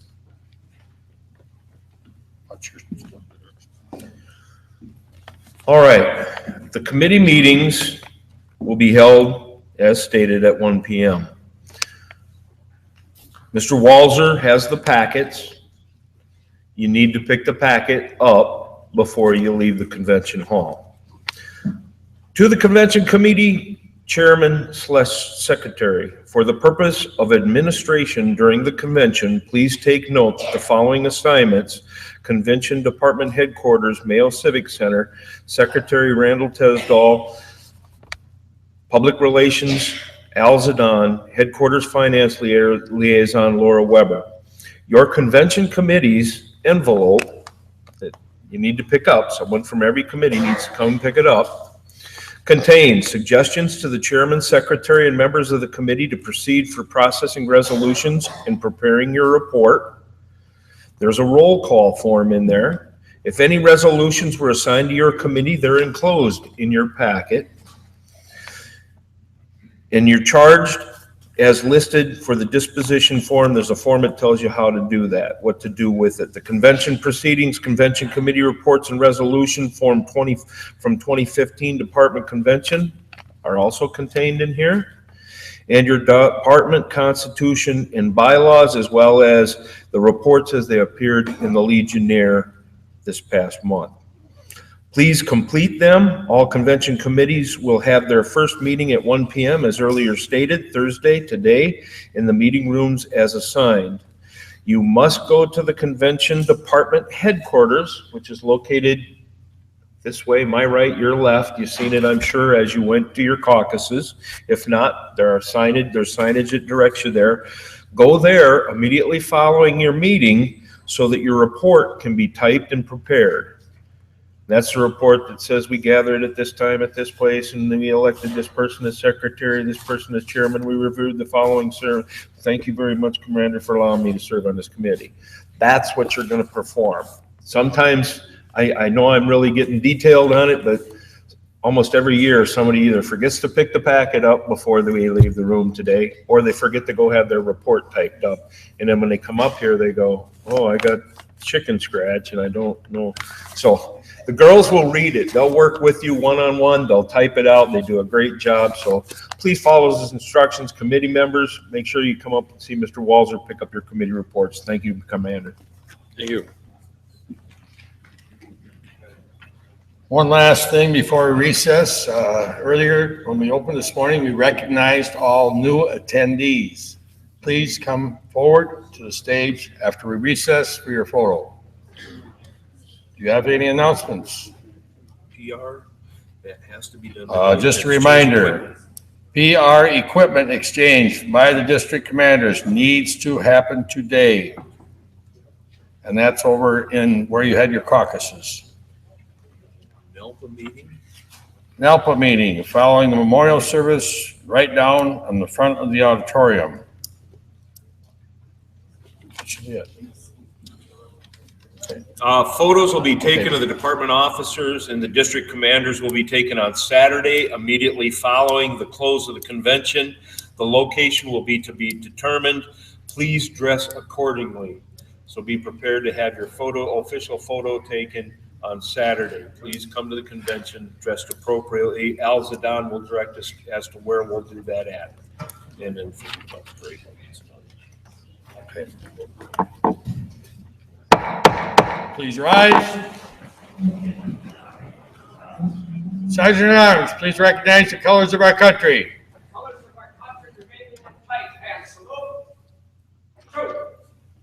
We now stand in recess. Where are we at? It's 11. We're right on. You're thinking about tomorrow. You're a day ahead, Randy. That's wow. Okay. This is all I got to get out of the way. I sent Roger over to the florist. Roger Meyer. Oh, okay. He's buying everything we need, flowers, candles, lighters. I'm going to clear the caps. Yep.